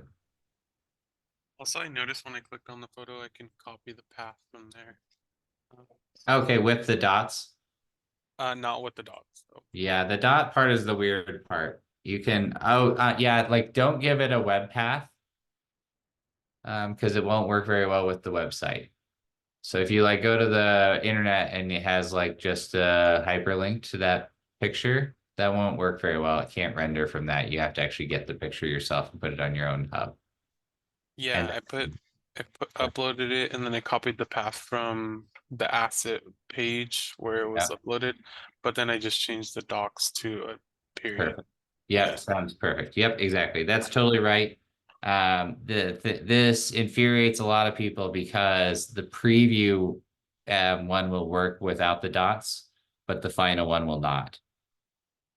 So it could be this really frustrating case where it looks like it's working and then your website renders and it doesn't work and you're like, what the heck is the disconnect here? All right. I see Eric is back. Does that mean that we have everybody caught back up? I think so, yep. I think everyone's All right. Bob, what you missed is that everybody went and just did an edit on their webpage. So you've already done this a little bit already where you go and just hit the edit button and then you go change something. But we just did that and that took a couple minutes and now we're back on track. So you didn't miss anything. If you want help doing that later, we're happy to help you. I appreciate it. Thank you. You're welcome. We're going to move on now to Cyverse. Now, let me contextualize a little bit here. We have a triangle. We're going to always operate in our triangle, okay? The top of the triangle, that is a Cyverse instance, also called a VM, which stands for virtual machine. But yet generally around here, we call it an instance. That instance is ephemeral. It's like a cloud. It comes into being and is there for as long as it's there and then dissipates and everything goes away. So I need you to have that in the front of your mind that this is an ephemeral place, not a permanent place. You have to set up your whole workflow to use it efficiently as an ephemeral thing rather than as a permanent thing. That takes just slightly rethinking the way that you move data in and out. Makes you rethink about sort of the way you're going to handle data, the way you're going to store data. You just sort of do things in a different way because of that. Okay.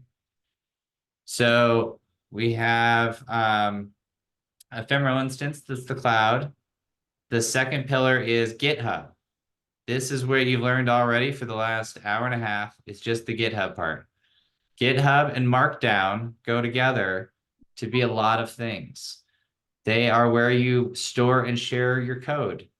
They are where you communicate with the rest of your team.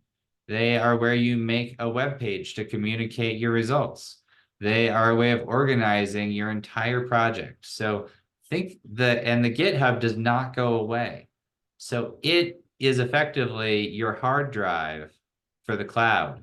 It's the place that you really store all of your operating system, all of your preferences, all of the error controls and continuous integration and all that stuff that you would do on your own machine. You're going to do that in the GitHub part of this triangle. All of the heavy computation that you're going to do is going to be in the Cyverse ephemeral part. Why is it ephemeral? Well, you need different resources for different projects. So Maybe one day you only need 4 cores and you're popping it up and you just need to try to do a couple little things. Don't pull the entire warehouse full of computers.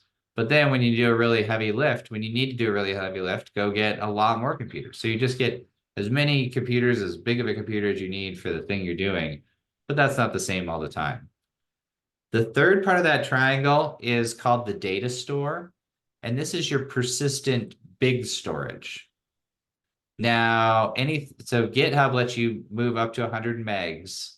So that's going to be like all of your images, all of your code, all of your markdown files, but it's not going to be huge rasters. It's not going to be massive time series of camera traps or sun sensors or something.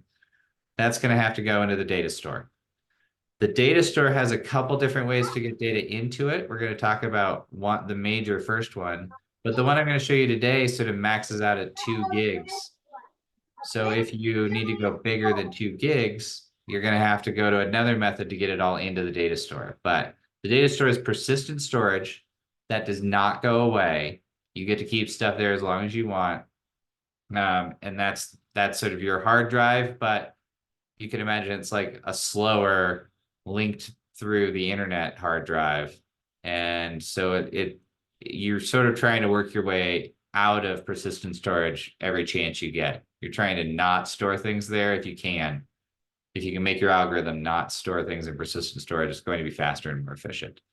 So generally, I'm only using it for big output products. Like, yeah, I go for a day or a week and run a big analysis, and then it produces a series of rasters that I don't want to have to go spend another week remaking. I just save those. I do not bring in a ton of data at the beginning and save it all, and then run it through my computation and then save it again. We just work on streaming data. So you can just stream data directly from the internet because you're in the cloud. So just bring all the data in really fast, make your computations, and then the input data and the computations all disappear, and all you're left with were those outputs that you saved to persistent storage.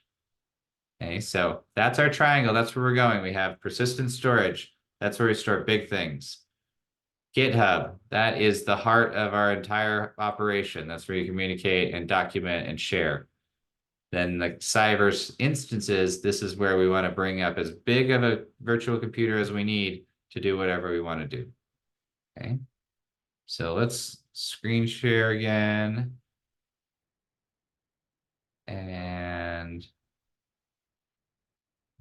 if you Google Cyverse, which I want you to do, it's going to take you to, there are a couple different Cyverse, there are parts of the Cyverse that you could go to. First, we have to go to home. But this is probably the last time you're going to go home. The only reason we would ever need to go to the home is for sign up or for the sign up page. So if you do not have an account yet, I want you to go ahead and make an account right now and send that to Eric. If you do already have an account, I want you to try to go into, log into your account instead of signing a new one and try to add your ORCID ID that we got earlier. Okay, so I'm going to pause for a second and let everybody just make sure they have a Cyverse account and that you've sent your username to Eric. And 2, add your ORCID ID from earlier to your Cyverse account.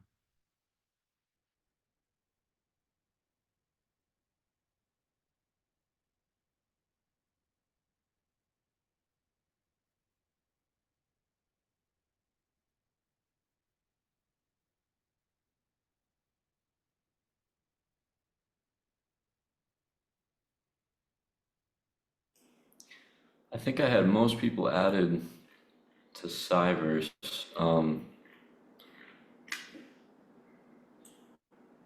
Cynthia, I don't think I was able to find your username. So can you just double check that is there aren't any typos or anything? And I'll try again.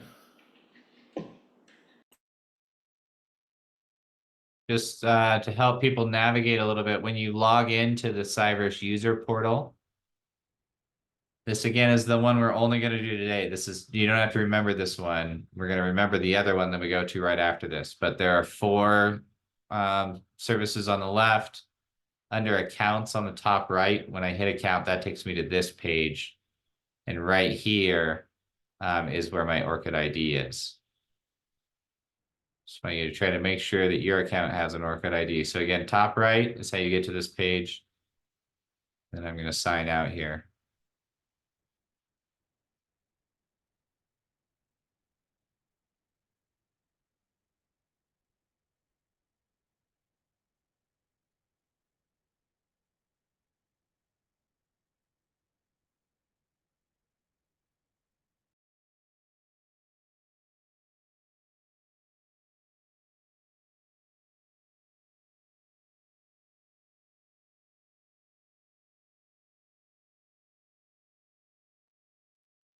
All right, can I check in? Because I just don't know how people are doing. Are we feel like everybody's working?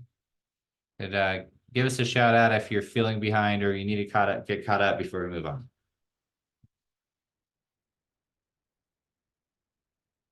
Okay, I see a yes, I'm good. I see some thumbs up. I see some thumbs up.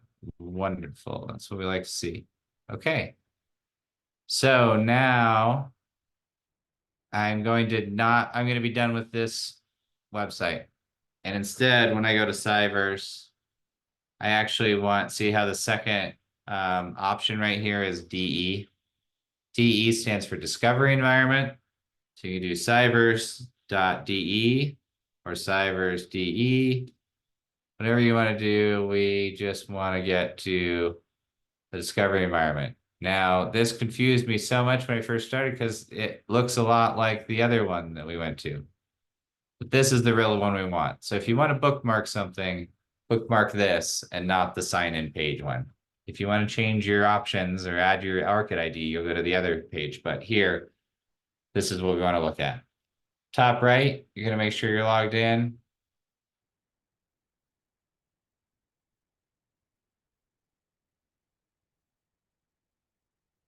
So you'll know you're logged in because it'll be your initial up here instead of the login logo. And I'm going to give you a little tour of what this looks like. So first, we're going to go to home on the left.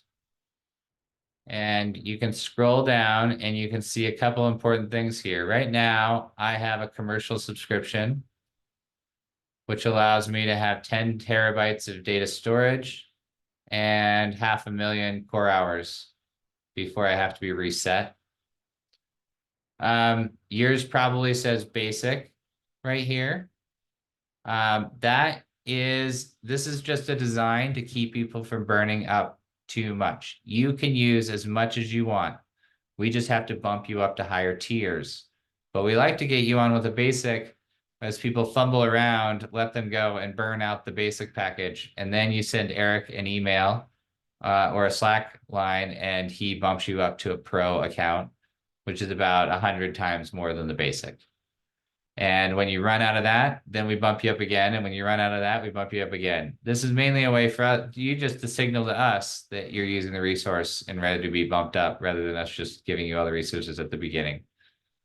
The very important note here, when you run out of resources, it's going to pop up this window and say, contact us to subscribe, and gives you the option to give them money.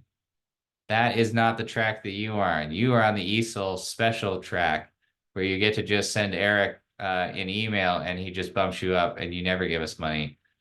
So make sure you do not go and give Cyverse money or sign up for a subscription. This should not cost you anything. But this front page is where it's going to tell you what your resources are. Now, one thing you might notice is you might say, well, how do you have like the biggest account that Cyverse offers and you only have 10 terabytes of storage? Well, this is cloud thinking, not huge computer bank thinking. In the cloud, when you're streaming data and you're doing computation in ephemeral places, you should be able to move tons and tons and tons of information through that system without accumulating 10 terabytes of residual waste data stuff. If you need like 100 terabytes of data, we find you that. We have unlimited stores. We need those need to go into the data store and not into your instance. Okay, so we can find those, but this is mainly trying to say, try to retrain your brain a little bit to stream data instead of download data. Okay, so that's first tab. That tells you what your status is. Second tab, data. This is the persistent storage portal. So this is how you store things that you don't want to go away. And there are two different ways of doing that. One, up here on the left, you see my username attached to this drop-down menu. That means this is my private storage associated with my Cyverse account. This is the one that's limited to that 10 terabytes of data. This is the one that if I try to go above 10 terabytes of data, I'm going to get a signal from, it's going to shut down and warn me that I can't do that anymore. You're going to be able to see this from inside your instance. So when you start an ephemeral instance, this folder is going to pop up in there and you're going to be able to pull anything you want out of this. Your other option is our shared folder. So in the community data, there is a folder called ESIIL.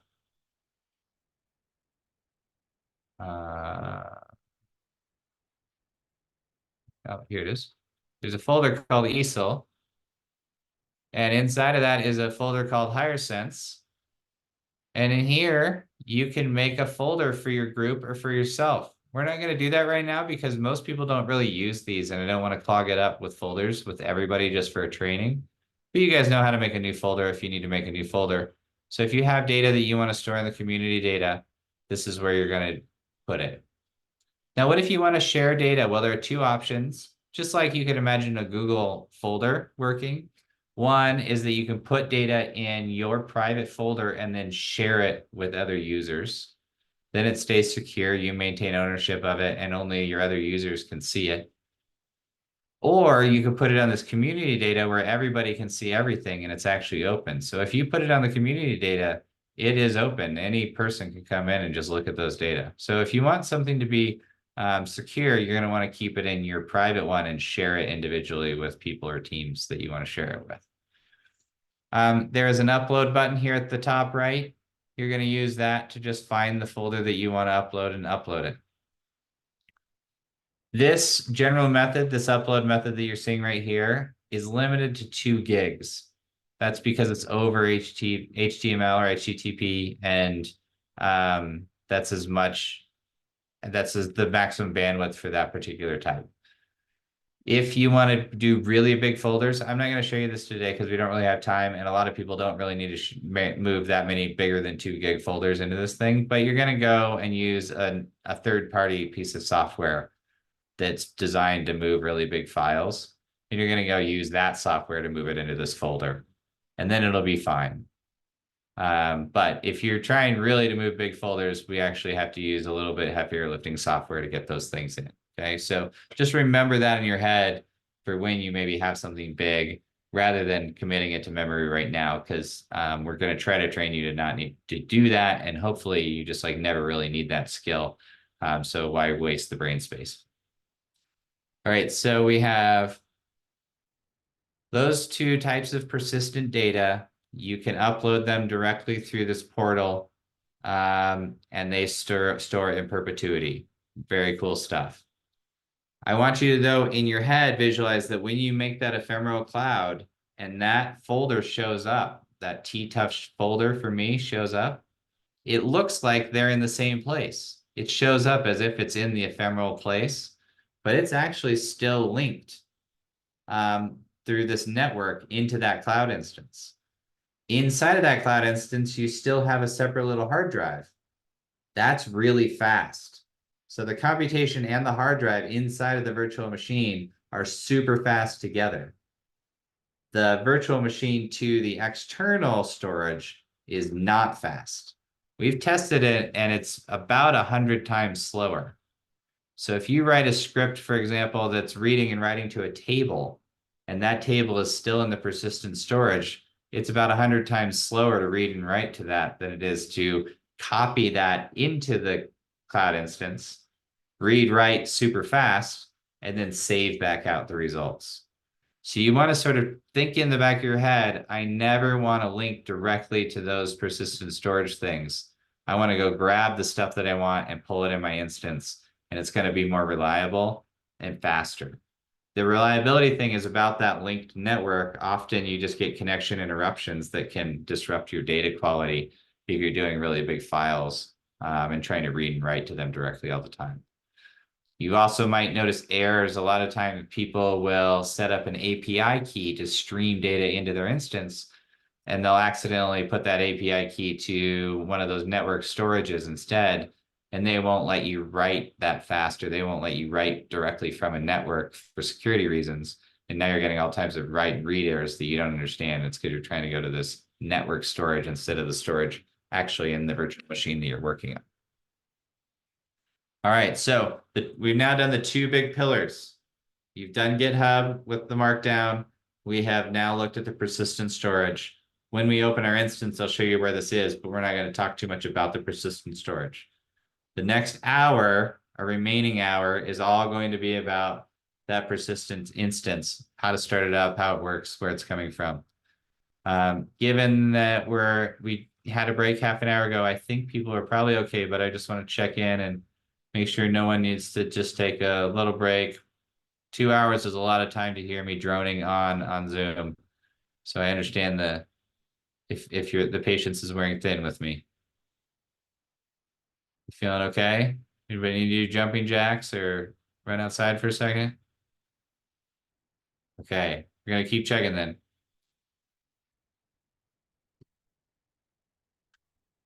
Okay, as I continue my tour, so I did home, I did my data. Next, you're gonna see apps.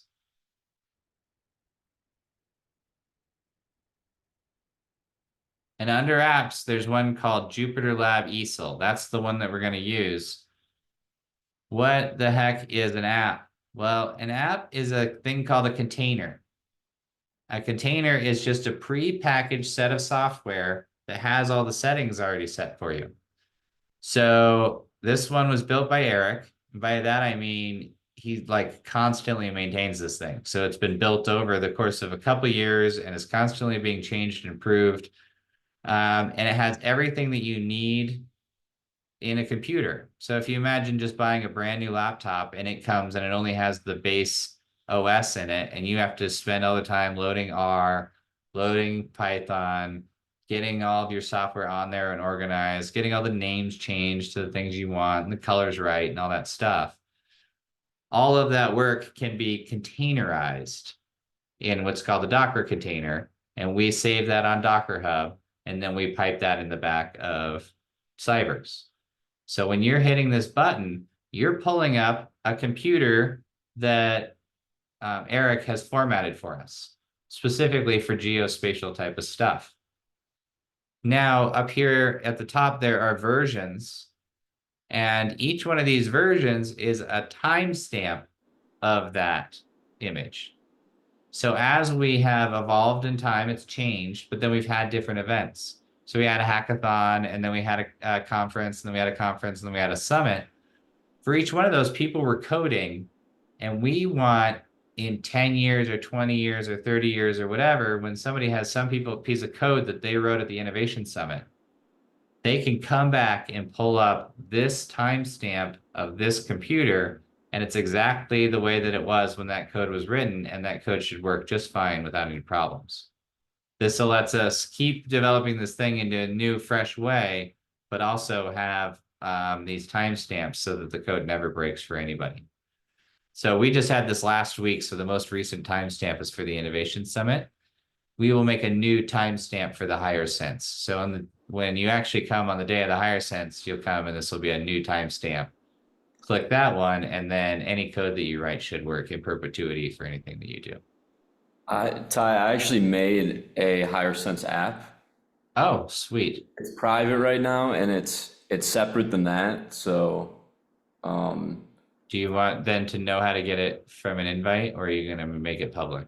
Yeah, I thought maybe right now I could share with everyone really quick. Yeah, let me hand it over. Okay. Yeah, just to get this out of the way, because we might keep it private. We've gotten it, like the governor taken off for the resources. So just a little context while he's pulling this up, Eric made an extra special container from scratch for this event because the old container didn't have all the software in it that it needed. And so he's gone and made an extra special version. That Docker container you could find on Docker Hub and pull into a different resource if you wanted. Right now he has it pulled into CYVERSE. In CYVERSE, you can add any Docker container you want and have it private and share it with anybody. To get on the highlighted ones, like you saw on that front page, you have to go through CYVERSE approval. So we only do that with one app that we have for general consumption. All of the rest of ours are private. So he's just showing you, it's the same thing. You're just going to click that button. It's going to pull up a pre-made computer. But this one has just been especially designed in collaboration with NASA to be a little better equipped for the things that you're trying to do during the HYR-SENSE activities. Yep. So, all right, I can finish, well, how many?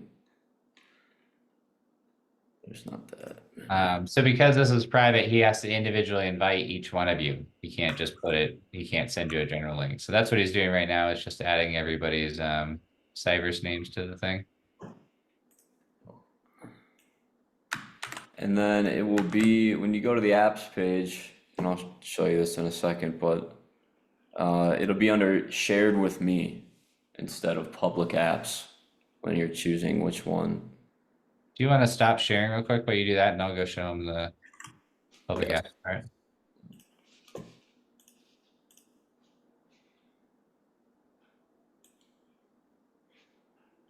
Okay, I'm just showing you what Eric was going to show you. Just so we save some time and don't distract you by something you don't need to learn. Okay, so in the apps, I told you this one was our main one that we had gotten through approval and that we publish.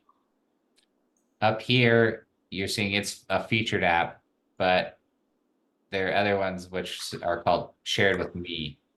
So anything that in the shared with me column are things that you've been invited to. So we're going to click on that, and you can see here, these are the ones I've been invited to. So this is, he's putting us all on this. And so in just a minute, when we refresh this, we should be able to see the HYR-SENSE app as another option. There it is. So see, now I see HYR-SENSE as the option. Perfect. Okay, so that's the one I'm going to click on now instead of the other one. And instead of having HYR-SENSE as an option for the general container, you have version 1 as an option for the HYR-SENSE 24 container. Again, this is still just labeled differently, but it's still just a persistent computer with everything set up the way it was so that you can always reuse your code if you need to. All right, I'm seeing people seeing it now. You might just need to refresh if you're not seeing it yet. Okay, so once I've picked, this whole first page is like, pick which computer you want. There are so many. You could go pick all kinds of different computers. Some of you might not have permission to use, but there are all kinds of like computer setups that you could go and pick from. And we're going to say next. Now it's saying, so that first one was like, when I say what computer you want, it's like, which software pack do you want? This one is what hardware pack do you want? And it's good to note that these are minimum requirements. So if I say 4, and then my code starts asking for more and more and more, it'll go all the way up to 128 cores. So I don't have to go in and say 128. It can scale up to 128. It'll do that dynamically. But here, importantly, I am not greedily burning resources unnecessarily. If I take 128, I'm taking all of that hardware and nobody else can use it as long as I have it reserved. That's a lot of resources to take from a lot of people if you're not using them. So if you need it, take it. But if you're doing something small, start with something like 4 and let it dynamically scale up to 128 cores as you're asking for more and more and more stuff. The memory is a different story. It is not good at dynamically scaling the memory. It crashes when you overdose the memory. So pick a memory. This is the RAM memory, not a disk memory. So this is how much, if this was a kitchen, how much countertop space do you need? How much space do you need to lay out all of your things? So this is probably going to be something bigger like 32 or 64. But if you guys are doing a bunch of satellite data, you really might be using these 250 gig machines. I'm not going to greedily ask for that much today. I'm going to ask for a smaller amount. Disk space, this is the ephemeral disk space. So this is the hard drive attached to the computation that will be really, really fast. So since you want to pull things from your persistent storage into this and have them work together, you want this to be as big as you need it to be to hold whatever data you're computing through really fast. But notice it only goes up to 0.5 terabyte. So it's expecting you to still think like a cloud person instead of a big cluster person, right? Stream data instead of download data. Okay, so I picked those options for hardware, which how cool is that? I spent so much of my life geeking out about which laptop I couldn't afford. It's really nice to just instantly get as big of a laptop as you want and then trade it in for a small one again when you're ready. All right, so we've picked our software options, our hardware options, and now we're ready to launch it. So now it is going off to Illinois and reserving us the stuff that we want. And I go to analysis. Sorry, I did that really fast. When I hit yes, it jumped to this page. This is like the allocation page. This is the allocation that it's sent in.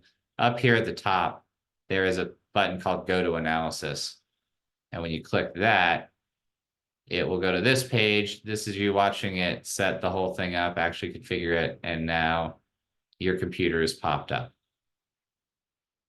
Now, this is a generic user interface, right? We've been building this, but you could imagine a lot of different ways that this could look if you set up a different Docker container that was based on different software, right? But here we're using a thing called Jupyter Hub. Jupyter Hub works for Python and R nicely, but here we have it only set up for Python. So let's do a little tour around here first. This is our persistent data storage. So if I click on here and click in iPlant and home, there are those two data sources that you saw earlier. Exact same folders that we saw. Just keep in mind that these look like they're already on this computer, but they are not already on this computer. Okay. Over here, we use this folder to go up and down. So if you click on that, I'm in my top folder for the thing. Okay, whichever folder I'm in, when I hit this icon, it's going to open up a Python notebook and save that notebook in that folder. So right here, I'm in my home folder. I'm going to hit this Python notebook and boom, we got an untitled Python notebook popping up in there. And I can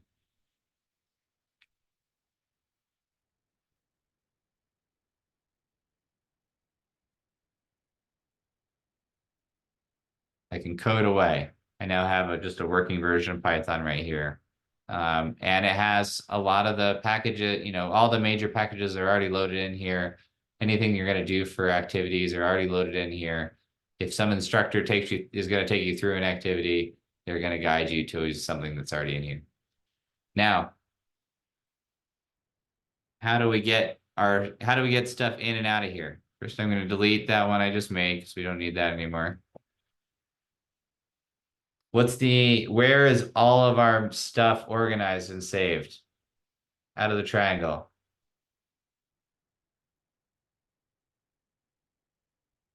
That's right, GitHub. Nobody answered me, but I answered myself. GitHub is where everything is.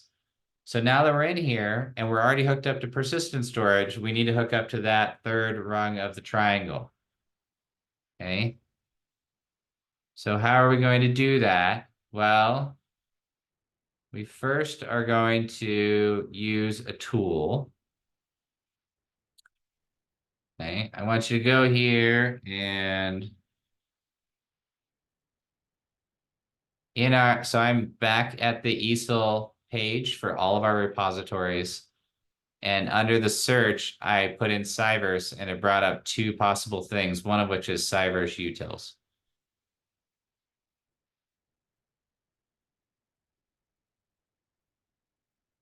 In there are two documents,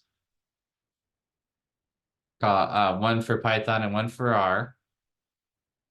I want you to copy that link and go back to your Jupyter Hub. Now in our Jupyter Hub back here, we're still touring around, and on the left side, this second decal right here, let's see if it can pop up the label again. Well, that's your, out there to Git. That is your Git icon. That takes us to the Git widget. So we are going to use that thing a lot. So get used to looking for that little Git widget on the left. When you click that, it's going to bring up some blue boxes. You're going to clone the repository, paste that link that we just got, the Cyverse utils, and say clone. And as you notice, boom, that folder was just added right here on the left. So let's click that. It has an R code and a Python code in it. Let's click that Python code. And that has a little script for us here. So first you've just done your first GitHub pull into Cyverse, into your ephemeral instance. That's awesome. You just said, here's the link, pull this in, and it just pulls the whole folder in for you. And now you have a folder into Cyverse. That's a big basic thing to be able to do, right? Just importing stuff into Cyverse. Now, because of security issues, we currently can't push anything that we saved back out to Cyverse. Cyverse will say, no, no, no, I don't know who you are. What we're going to do right now is make a key, and we're going to then tell GitHub what that key is, and then they're allowed to talk back and forth and back and forth and back and forth.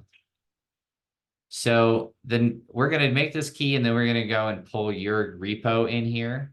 You're going to notice, maybe if you made a mistake even, that you can pull your repo in right now because it's public. And so it doesn't need a key, but you would never be able to push it back out. I see Cynthia has to leave. No worries. Thank you. This is being recorded, and we have some more trainings later that you can catch up on anything you missed. Okay, so what we're going to do is I'm going to run this code just by hitting this play button at the top. It's going to ask for my GitHub username. You're going to say, Ty, didn't you just say that we can't log in with a username? Why can't we just do that? Well, this is not for logging in. This is for tracking your commits. Remember, all the way at the beginning, I said, you're going to get a Zenodo DOI, and it's going to automatically organize author names. Those author names, the commits are linked to what you put in right now. So you putting in your information right now is adding your information to the key. So anytime anybody commits any information with that key, you get credit for it. You're the only person using that key, but this is how you're actually making contributions to that authorship. It's like every time you send something in, GitHub is saying that person made a contribution. So I'm going to put my GitHub username in there, my email in there, and I'm done, and it made a key for me.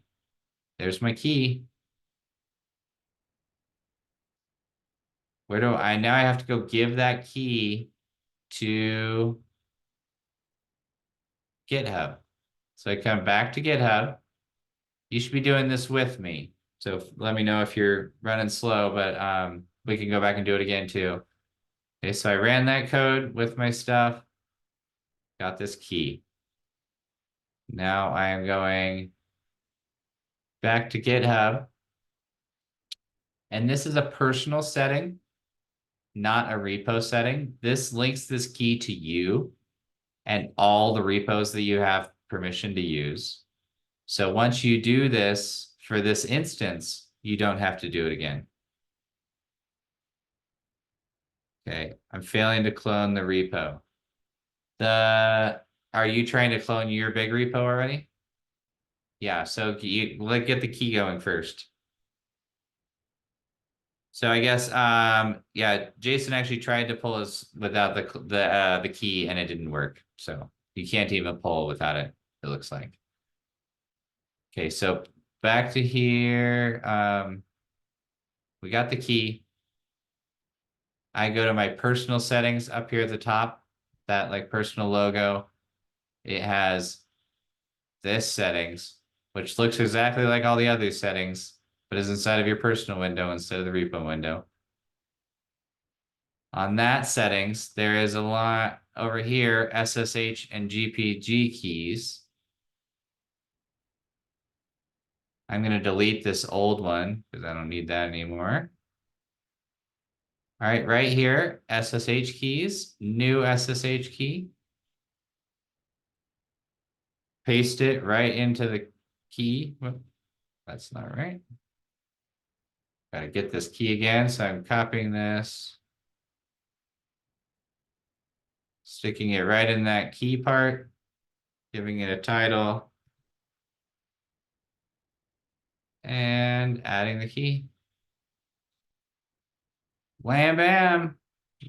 We're good to go. Okay, so now I have a key connecting my ephemeral instance to GitHub. So GitHub knows who I am now. That was not the case before. Before, this new ephemeral computer was a stranger to GitHub, and it did not want you to do dangerous things because it was a stranger. Now, it sees you as a friend, you're all authenticated, you can push and pull and do whatever you want. So what do we want to do? Well, we want to go get our repo. So I'm going to go back to my home folder.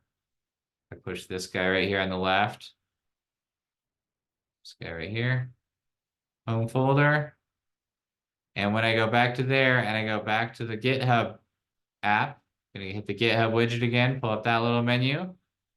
Again, clone repository. It's going to ask for a link. Let's go get our link.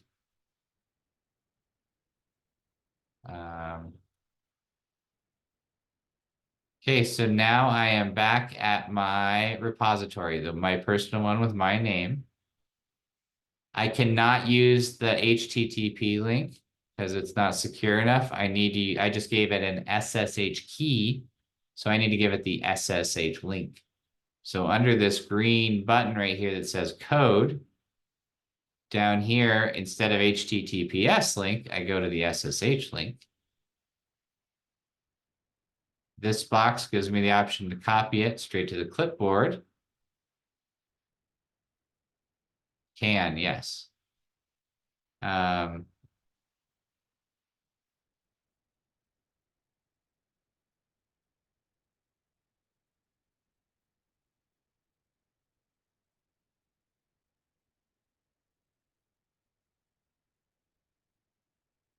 right. It looks like I might need to take a step back and do that again, which is totally fine. I just want to check in with everybody and see where everyone's at. It feels like I should probably go back to the beginning of the SSH key part.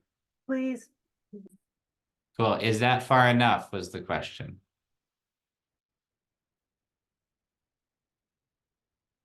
Hi, this is Shannon. I actually need you to go back to where we copy the folder over. Yep, sounds great. You will not be surprised that this is not the first time we've had to do that. Most of the time we do this 1 to 15 times and people finally get it. So we're just going to do this again and we'll do it until you need. Keep in mind, today is login day. It's supposed to be all the hard, torturous stuff. So thank you for sticking with me. Okay. So let's orient ourselves again with cancel this. Go back to the thing, close that. I'm just getting it to where it looks a little closer to where you're looking because it's not as much stuff's open.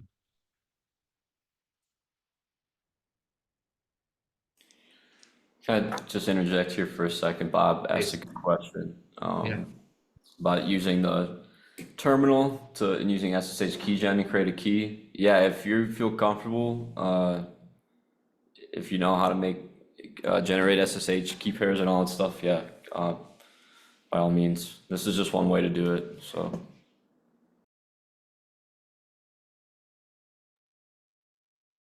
We teach this way because it uses the fewest number of clicks and allows you to make the the fewest number of mistakes. But if you have other methods, please use them. All right. Here I am in my Cyverse, and first I'm going to click on this folder on the left to make sure I'm in the top level of everything. Once I've done that, then I'm going to click on the GitHub widget right here on the left, and that brings up the blue menu. From that blue menu, I'm going to hit clone the repository, and it's going to ask for a link.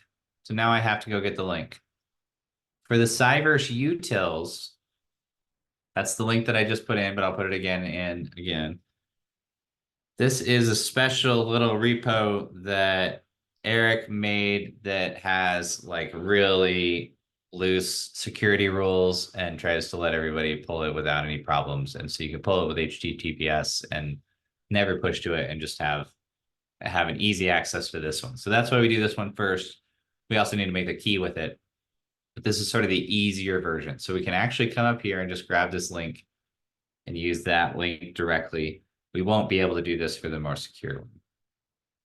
We're going to go back to our Jupyter lab and we're going to feed it that link that we just got and hit clone. Mine failed to clone because I already have it in there, but yours hopefully will not fail to clone. And it should pop up as a folder right here on the left. So it should have not existed, and now it exists. If you open it up, there is a piece of Python code and a piece of Arth code. We're going to open the Python code just by double-clicking it. And it opens up this guy. And right at the top, there's a play button. And you hit that play button, and it will run the code and then ask you for your username and email, and then produce your key. So let me pause there and have everybody try to get to the point where they have a key that they're looking at.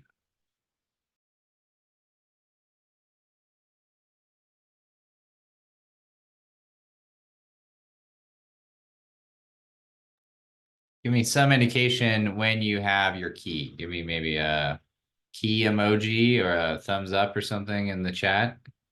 Let me know where people are at. Okay, I'm trying to get my my file moved over right now. Sounds great. Take as much time as you need. And if you want to share your screen to get help, totally do that.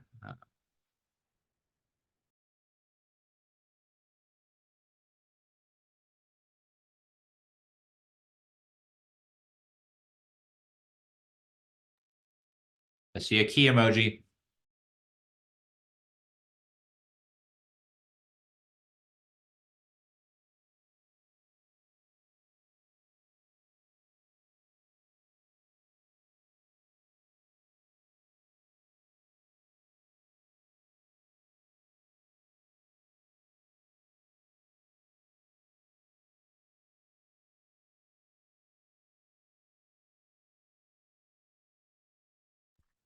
Are we just getting caught up to where we clone our HYR-SENSE one, or not there yet? I think there are people that aren't quite there yet. If you would like to jump ahead to doing the HYR-SENSE one, that's great. If you have that clone, that's our ultimate stopping place for this little sprint. But for this 1 second, I want to check in everybody that they have a key generated. And then we're going to walk through the key, giving GitHub the key again.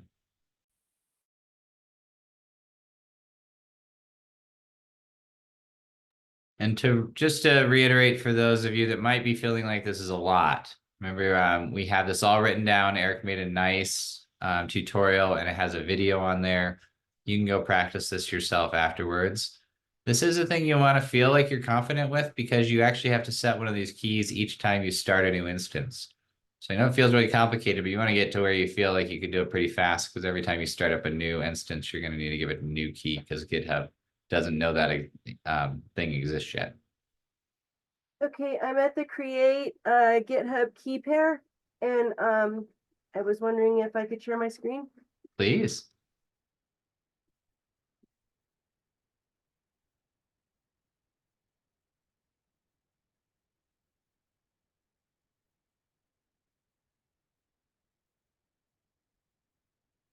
So I got my folder to move over. It brought that in, and now I just need to create the key. That's right. Hit play at the top. See, there's a little play button. Yeah. Now put in your username and hit return, and then put in your email and hit return.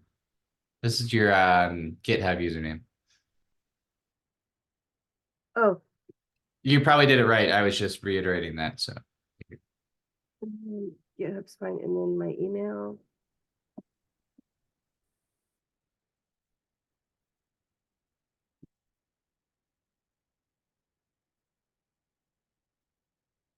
And then I copy your key. this. Yep. So copy that exactly. Perfect. And then I Yeah. go back to the Jupyter. Back to GitHub now. Oh, back to GitHub, sorry. No, you're doing great. This is exactly what I would do on my computer, and you to show everybody again, and you're doing it for us. So Okay. just another web tab to go back to our GitHub page. So scroll to the right. See, it's third from the right, all the way at the top, in the blue. Yeah, in your blue tabs. Yep, Right that here. guy. Perfect.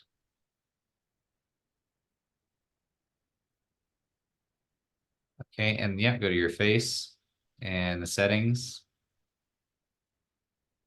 And then there'll be, yeah, now you're zipping along. New SSH key, top right.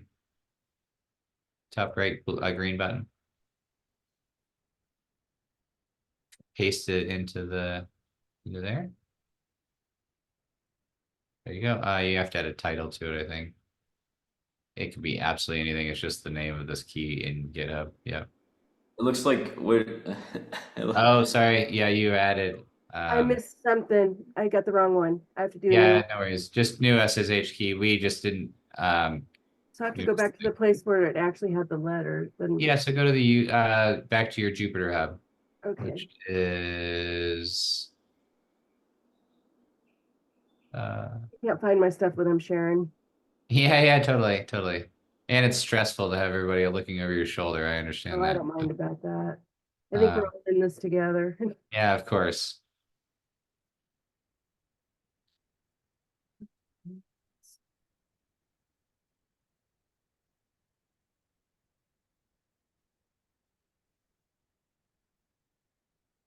Oh, now I lost where that is at.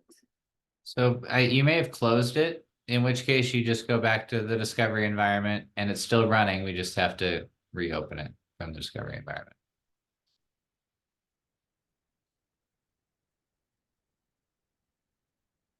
And Let then me it's just Jupyter ES. Oh, it's. Let me show you real quick. So if you're in the discovery environment here that looks like this, apps, and you go one more down where it says analyses. These are all of the ones you've ever started. And one of them should say running. And you can go over to this little box right here and reopen one that's running already. It'll just take you right back to where it was. Boom, and back in where it was. Oh, I'm in your account and not my own. Shouldn't be able to log into mine. It's your readme.mbd, so I got to get back.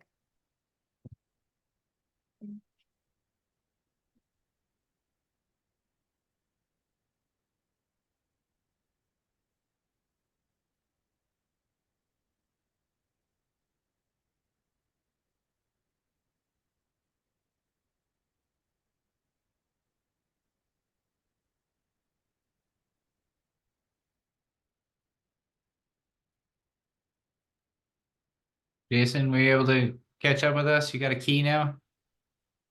Cool. All right. Yeah, got the thing cloned. Think I'm all caught up. And thank you. This was a question I had on my mind. Which was how to hook to GitHub. Yeah, Yeah. because I was Yeah. irritated. Yeah, I understand that.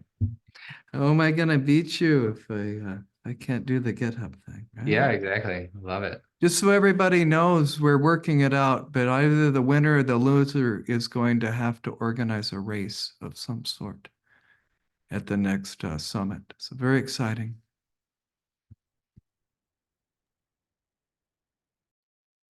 Okay. I'm going to keep chugging forward a little bit. So if we got that number in and we have an SSH key, everything's hooked up. So now I'm going to go back to my repo. I'm going to go to the green button. Instead of HTTP, I'm going to go for SSH. That then allows me to copy to clipboard right here. Now I'm going to go back to my GitHub or my instance, my Cyverse instance, I mean. Go to my top folder. I say that because look, if I am in here and I go to the GitHub app, it takes me to a different menu for managing that repo. So you have to make sure that you're first in the top one, and that will bring up the blue menu. Clone a repository, give it that SSH link. Clone.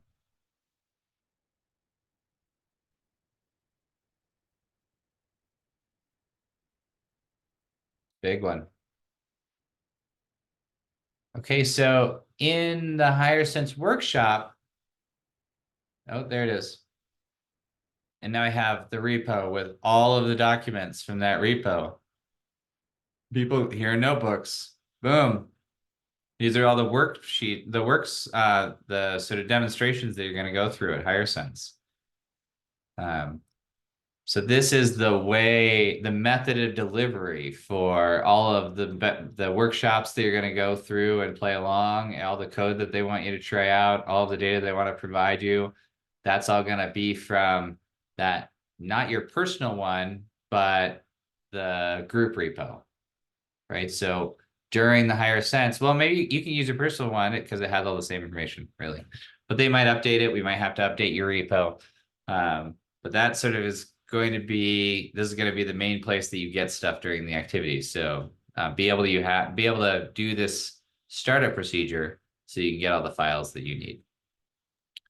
Quick question. I Yes. pasted my key in there and it says key is invalid. You must supply a key in open SSH public key format. What did I do wrong? Can you, You want to see?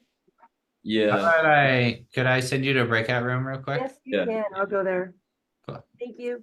Yeah, thank you for asking for help. Helps us to figure out these problems early.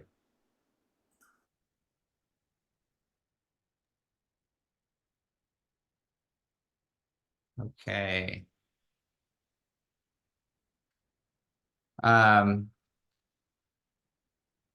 Now I have write permission to this repo that I made. It's the one that has my name on it. So I'm able to write to that. That's an important one. If you went and tried to write directly to the HYR-SENSE one, I don't think you have permission to write to that HYR-SENSE one. So you wouldn't be given permission to write to it. So here I can write to these. What I want to go do is just edit something. Okay, so I'm going to go into this repo, into the docs, into the index. And this is the same one that I edited before. This is the front page of my website. You can see the edits that I made on the GitHub webpage. But here I'm going to make another page. I made this edit from Cyverse. How cool is that? Okay, so now I'm going to save that. I saved it with a hotkey, but you could come over to file, save, and just save these normally. Okay, but all I did was save that. I'm going to go back to the GitHub app now, and you're going to see a couple different things going on. The menu has changed to start with. It's no longer the blue menu that we saw before, and that's because I'm inside of that folder that popped up. So it's saying current repository, the HYR-SENSE TIE-TUF. So I'm inside that folder. If I moved outside of that folder, you wouldn't see this anymore. But I'm inside that folder, and so these are all the things that have tracked. Current branch is main. In your lesson with Elsa, you're going to talk about branching. We're not going to talk about that today. But after you know how branching is, you could go and change these to different branches if you made a different branch for your group.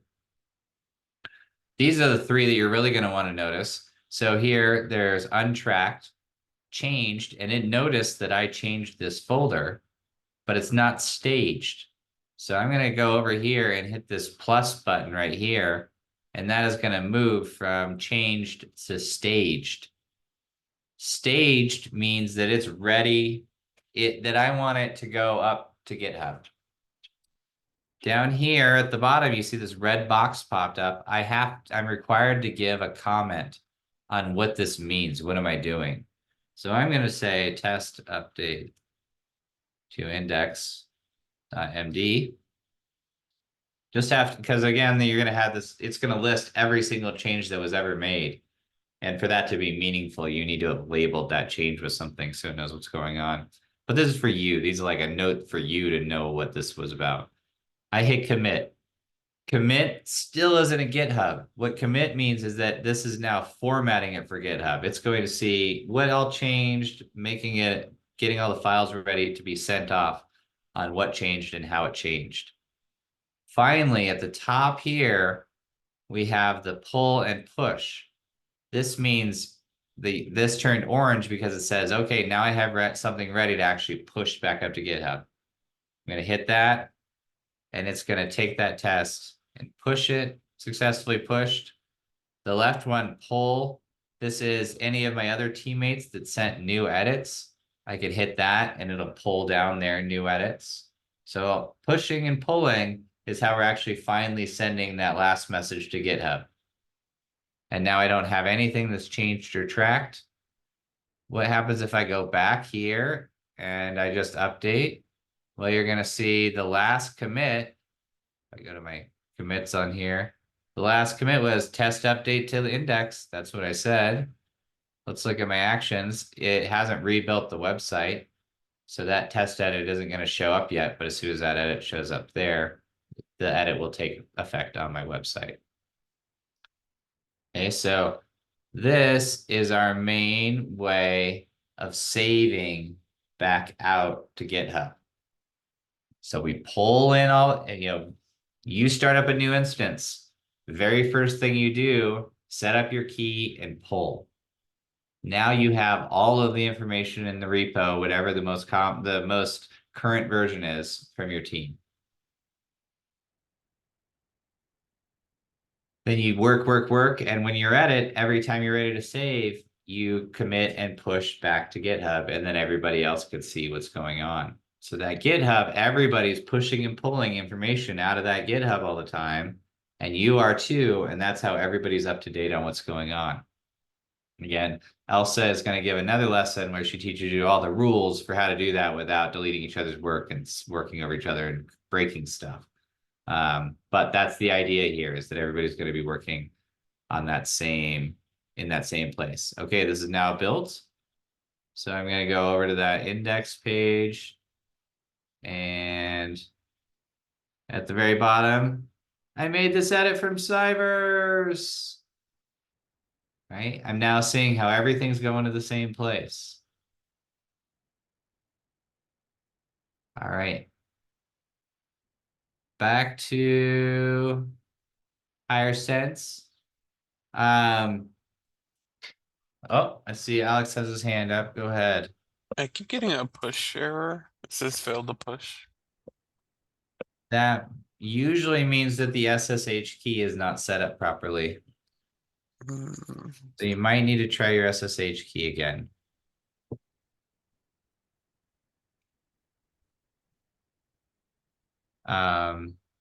Yeah, also sometimes I've had where I just had to go make a new key for some reason. Like something errors out and it doesn't work.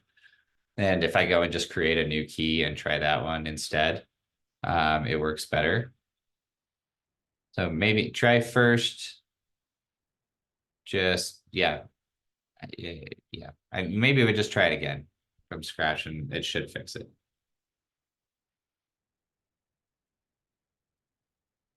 All right, Jason's getting the same thing. It seemed like I could do my MD file, but I created a doc off to the side, and that one's not pushing apparently. Okay. So you have to, it's probably competing with something. Oh, okay. Because if you have a doc, if there's already a docs file that has all the website stuff in it. I'll And so if you make a new doc file, now there are two doc files, maybe? just real quick, like, where can I find it now? Sorry. I can pop out somewhere else too if somebody No, would you're like. fine. This is good. Okay. Oh yeah, this one here. Oh, I see. So you made notes. So yeah, just some things here. Da da da da da. I'll add. Yeah. Okay. Okay. So And now then- you save that. You hit save. I think you maybe just didn't save. Oh, Yeah. that could be. There Okay. you go. Now it. Yep. Now it. Yep.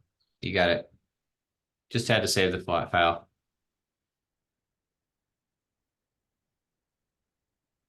Now the failed to push, I think yeah, I think you might have a problem with your key. Oh, well, I'm getting some of each. I'm gonna stop Okay. sharing. Oh, okay. You might have just hit it too many times and it was failing out. Yeah, it could be. Cool. Yeah, if it's working sometimes, it should be working all the time. The key shouldn't work back and forth. Okay, how are we feeling? Overwhelmed, tired? Okay, there is only one last thing that we need to talk about today, and then you should have all of the basics.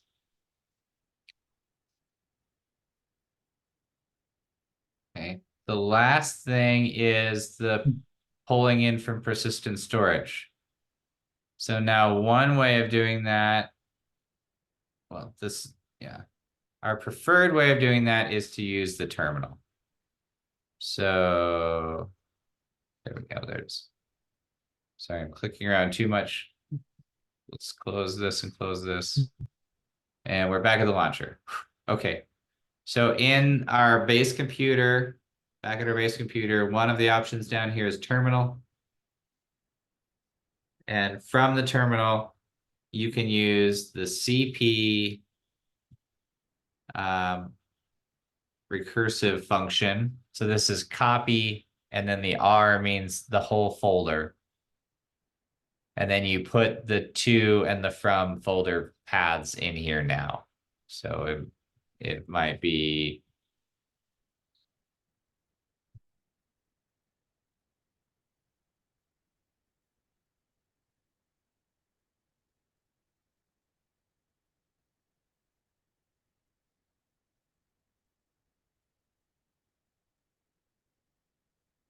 okay, so if I come over to this folder and I left click it and I copy path,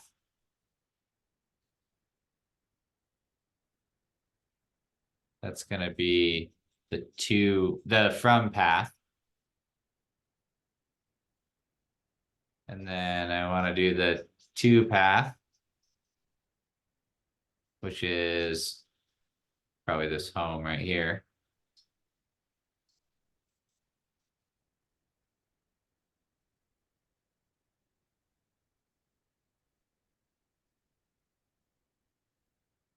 Yeah, just home or let's say just home.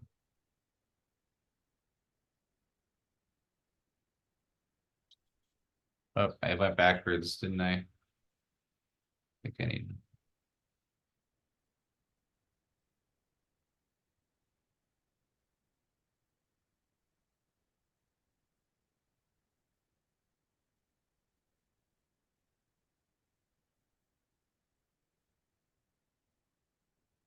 Eric, what am I doing wrong here, bud?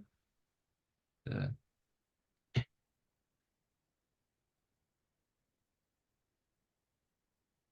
me go look at my reference code real quick.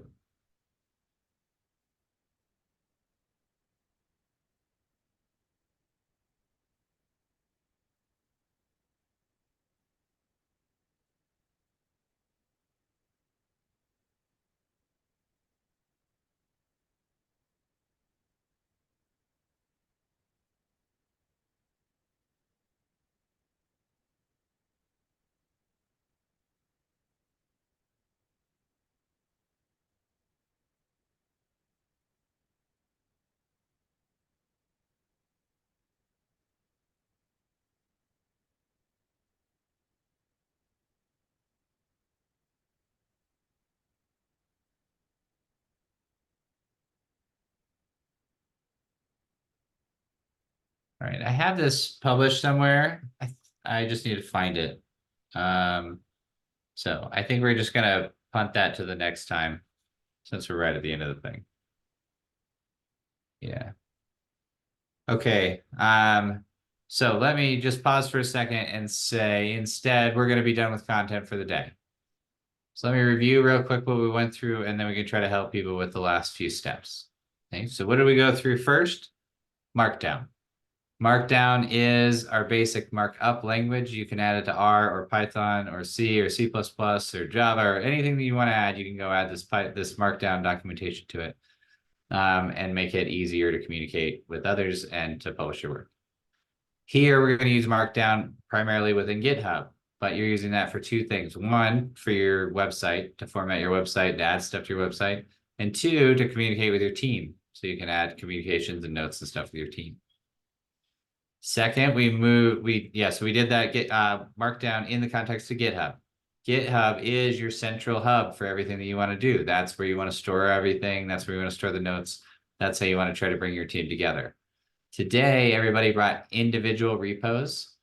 When you form up in a group during the summit or anytime, you could go and make a new group repo now that you know how to do that and save all the stuff as the group. But right now, you have a personal repo that allows you to have all your personal stuff together. That GitHub repo Markdown is one triangle of the trifecta.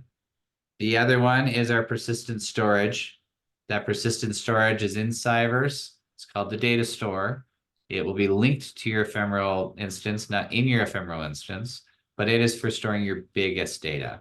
So as you want to store data, that's where you're going to go. But we're also going to try to convince you to try to not store very many data and instead try to stream data, so it'll be a lot more efficient. Finally, Cyverse is where we have our ephemeral instances. So you start these up and stop them, turn them on and off when you need them. And that is where all your computation is going to be. The software pack for that comes from your Docker container.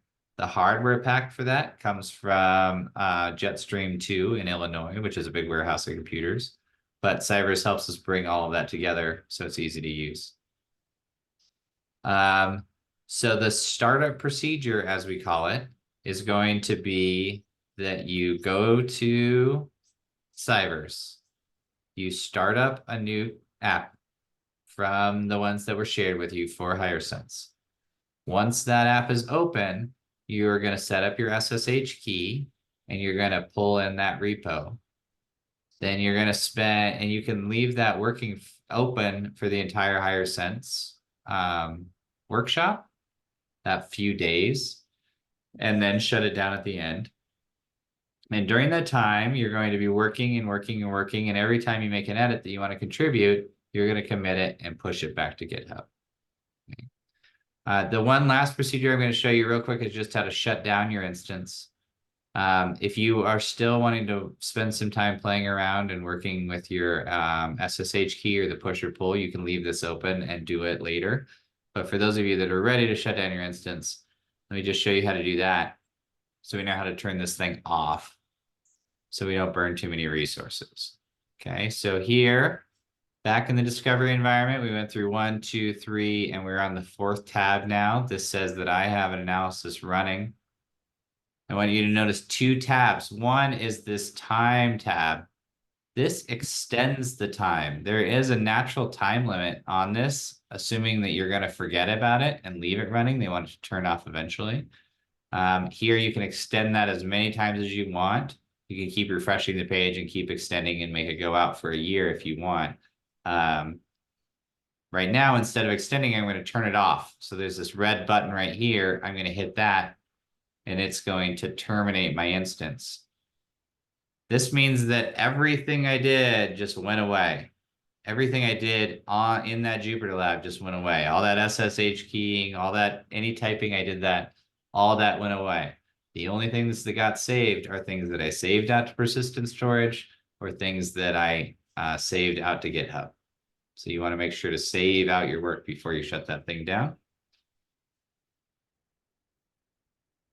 And we have a couple minutes left to ask questions. Let's stick with questions. And if you're still having troubles getting hooked up, let's let's punt that to the next training, and just leave this for questions that might be needed to clarify what's going on.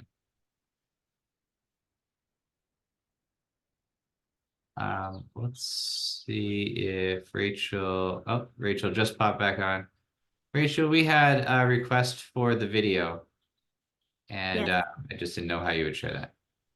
I will share that by posting it on our website, hopefully a link to it on our website. And then I will also send you all an email with the link to that as well.